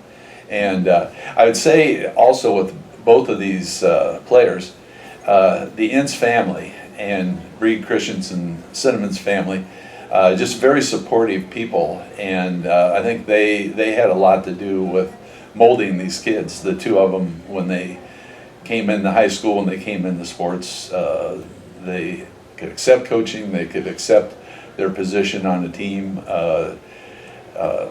They just had a good background, and I always appreciated that, working with those families as well. So. Sounds great. Well, any last thoughts before we let you go, or you've got some statistics there you wanted to go? Well, yeah, I just, when I try to go off the top of my head, that doesn't work very well anyway. But I was just looking at, because I knew that both of them didn't end up as maybe the top scorers, but both of them are in the top, I believe, 25, 30 scores at Kewanee. And then the one thing I was really interested in checking out, I couldn't remember exactly where Cassie ended up as the assist leader. And I'm seeing rebounding here, which, both of them were on the rebounding list as well. But I just, like I said, I wanted to make sure that no, because we don't have, well, maybe we do. Back here. We don't have the assists on here, but here, the reason I was so interested in checking out assists, because you could say, well, this player scored X number of points. But then I always like to look at it and say, well, okay, she also had X number of assists, so she added that many more points to a season. It's almost like crediting them with the basket when they give you a good assist. And I know both of them were heads-up ball players, saw the floor and did that sort of thing. So that's why I was hoping I could find some particulars on assists, but I know both of them, and especially Cassie, were in the top of the all-time assist leaders at Kewanee. And we sure appreciate you coming and spending some time with us. And I know that this is all being archived, by the way, and so you'll be able to look back at the Hall of Fame ceremony And also these interviews will be intertwined into it, so it'll be really nice. And there were some very nice things that were said about you, and also Mrs. Blake, by a lot of the student athletes, just so you know. Very nice. I'm going to guess more Mrs. Blake than myself, but it was very much even Steven, I think. Okay. Yeah. All right. So you're always self-deprecating, of course. You son of a gun, you. We were at a benefit recently, and we were outdoors, and people were coming outside with their food, and the first person they would see as they walked out the door, this would be a lot of former students. And it was like, so, Mrs. Blake. I did have one that I think recognized me and talked to me, but I was so surprised. She was trying to eat her sandwich, and she was surrounded by former students. Oh, and also a member of the Hall of Fame too. Right, Kewanee yeah, High School. And of course, you're in the IBCA, Illinois Basketball Coaches Hall of Fame, and we don't get to honor you for that, but we sure appreciate the fact of how you conducted yourself as a head coach at Neponset, Wethersfield, and Kewanee especially. We care about that, of course, the most. But, just longevity kind of got me in. And, and working with Frank for the 9 years that I was here, that he was with me for 7 of them, and it was just so much fun. Before practice, during practice, after practice, going to games, playing games, coming home, coaches get-togethers, stuff like that. It was just a real treat to be around him and Betsy as well. Next up, we have Clarissa LaFlora. This Hall of Famer is a 2007 graduate of Kewanee High School. She was a 2-sport athlete, cross country and track and field. If you're writing a book about the history of Kewanee High School athletics, this athlete is going to have her own chapter in that book. Yeah, she had an impact on those 2 sports while at KHS. In cross country, she was a 4-year varsity letter winner. In 2003, her freshman year, she helped lead the girls cross country team to a regional title, the first regional title since 1991, a top 3 sectional finish, and helped the team to place 16th in the state. She was the most valuable runner on her team in her junior year and was the team captain her senior year. But in track, she was making some noise as well. She was making noise before she even got to Kewanee High School. She was the IESA 400 meter state champion as an 8th grader. I just know that when I was in high school, I went to high school with her sister Candace. And I remember going up to Candace going, "Yeah, I saw you around town on your bicycle." And she goes, "Yeah, my sister's running and I can't keep up with her." So Clarissa would run mile after mile, and then Candace would keep her company on her bike. When she got to high school, she was a 4-time state qualifier. Yes, you heard that right, 4-time state qualifier. Qualifying in 9 events. 2004, the 800 meter medley, 3200 relay, 800 relay, 400 meter dash. 2005, the 800 meter medley and 400 relay. 2006, the 800 meter medley. 2007, 800 meter relay, 16 relay, and 400 meter dash. She had 4 state medals, 2 of those are 7th place. 2004, the 800 meter medley, 4th place. 2005, the 800 meter medley relay, 2nd place. 2006, 800 meter medley relay, 2nd place. 2006, 3rd place team medal. And she helped the 2006 girls track and field team place 3rd at state and bring home the first and only state track trophy in the school's history. In 2007, her senior year, she was the NCIC Conference Lincoln Division 400 meter dash champion. She qualified for state in the 400 meter dash, 4x2 relay, and 4x4 relay. While at KHS, she was not just an athlete, she also participated in band and art league all 4 years. Oh, and she was a state scholar as well. She was a member of the National Honor Society too.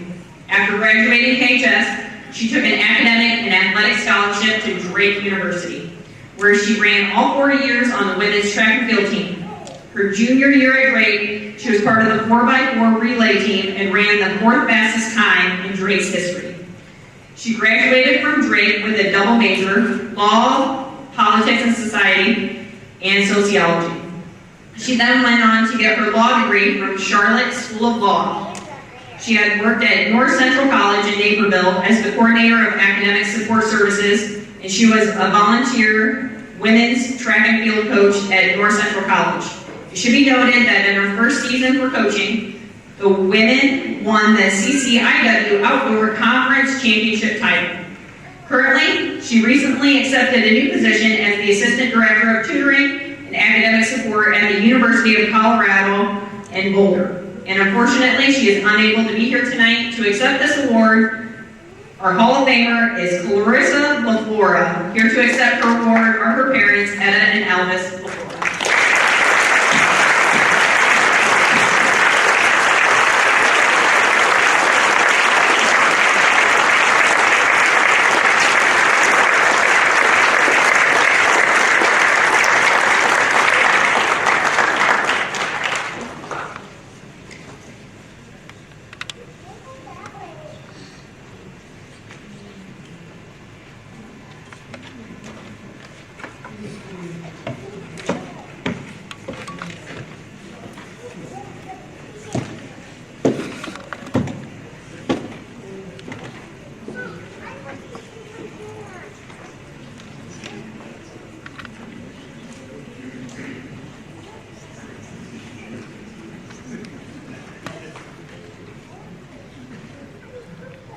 Thank you. I first want to thank the Kewanee Hall of Fame committee, all the coaches that Clarissa had over the years.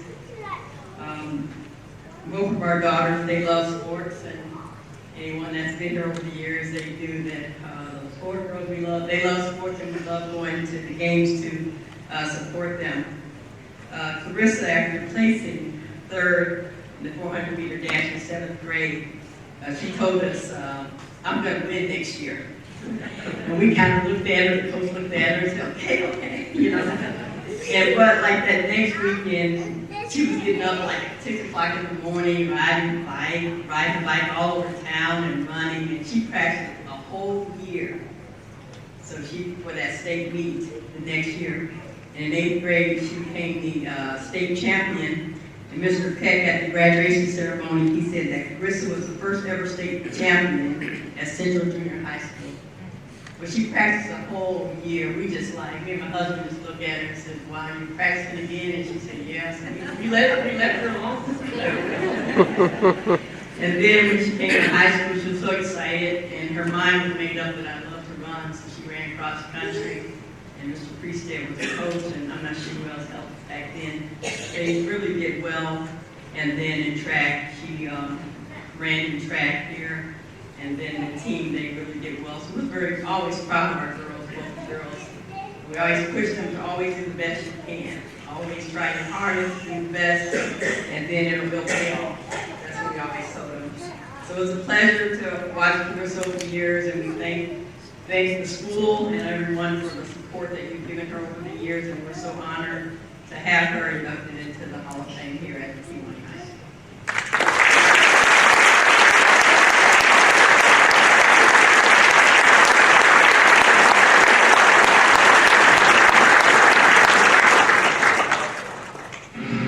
Hello everyone, sorry I couldn't be there tonight, but I first want to thank the KHS Hall of Fame Committee for inducting me into the Hall of Fame. Next, I want to thank all of my coaches that I had throughout my high school career. Thank you for your continued support and guidance through those years. I have so many memories and experiences I'll never forget. From all of the races that we won and the friendships that I made, it is something I'll always remember. Congratulations to all the other 2022 Hall of Fame inductees. And finally, thank you to both my parents for your continued support through the years and also being there on my behalf. Thank you. Joining me now are the parents of Clarissa LaFlora, and she's being inducted into the Kewanee High School Hall of Fame for the class of 2022 as the Distinguished Female Athlete. So, she can't be here. We are going to be hopefully talking to her and have her information. It's kind of nice to have that involved. What an athlete she was for Kewanee. I remember watching her play 3 sports. What are some of the most things that stand out in your mind about her time here at Kewanee High School? What's most impressed us so much about Clarissa is her determination and her drive to improve. She always, when she had left for college and I was cleaning in her room, I found all these papers that had goals on it, and the goals she wanted to achieve. And it was so nice to read them and see that some of those goals she did achieve. And so it's just the running. She ended up loving running the most, cross country and track. And they really did well. Their cross country had awesome seasons, and then track, they did awesome in track. So it was just a pleasure for us to watch her. And now, of course, she is very successful in what she does. What is she doing right now? Okay, she was working at North Central College in Naperville, but she just got hired just within the last month or so at the University of Colorado Boulder. And she's the assistant director of the Tutoring and Academic Success Center. Okay. Wow, what a privilege to do that. And you have to be proud as parents. Elvis, what do you think about the honor that your daughter is getting tonight here at Kewanee High School? It's fantastic. I think she's deserving, and she put forth great effort during her time here, especially running. You couldn't do any better than her in her running. She loved it. She got up in the morning, she did it. She did it at the noonday, did it at night, and bothered me to even come out to the track with her to run. She just loved running. It was in her. Is she still keeping that up? Is she still doing that running? Yes, she actually does still work out. She gets up like 4:30 in the morning and works out, and the place where she lived, they have a fitness center. So she gets up in the morning, work out, and then get ready for work. But she's very dedicated about being healthy and keeping in shape. Well, we don't want to take up a lot of your time, but we want to make sure that we get in there and get something to eat. But I want to thank you so much for taking the time to talk with us this evening, and congratulations on Clarissa being inducted into the Kewanee High School Athletic Hall of Fame for 2022. Okay, thank you. Thank you for having us. In closing, I would like to thank each and every one of you for coming out and sharing this evening tonight. This is a special event for us. Like I said earlier, this is the 10th time that the Hall of Fame has met. We have met sometimes consecutive years. We try to stay on an every other year basis from here on out. With COVID messing that up, it was quite a chore to get this to be what it is today. And I'm just so thrilled and proud of everyone involved. And I just again want to say thank you. This is also the first time we had live stream, and as I was backstage, I checked on my phone, and we had, I think at one point, a whopping 25, so we've got somewhere to start. We had 25 viewers, so we're off and running. On that note, a special part of this will be held forever on the YouTube site for the school. Kewanee High School Sports and Special Activities. Give it a like on YouTube, and in a few days, you'll be able to watch this event over again until the end of time. We are doing interviews. Some of the inductees have been a part of those interviews with Russ. Some of the coaches that are here that have not had that opportunity, we urge you to please stay, spend some time with Rusty and I in that room, and let's get some more things recorded. Those will be edited into the final product. And I'm really, really excited about that. On behalf of the Hall of Fame Committee, a big thank you to Kewanee High School, Mr. Atwell, Larry, for everyone involved. It's been an absolute wonderful experience again. And with that, I would like to invite you to our next one. In 2 years from now, we'll have another class. You are always welcome back. Spread the word. And again, thank you so much. Be safe going home. Feel free to congregate in the hallway, in the auditorium foyer, and just look forward to hearing the stories. Thank you very much.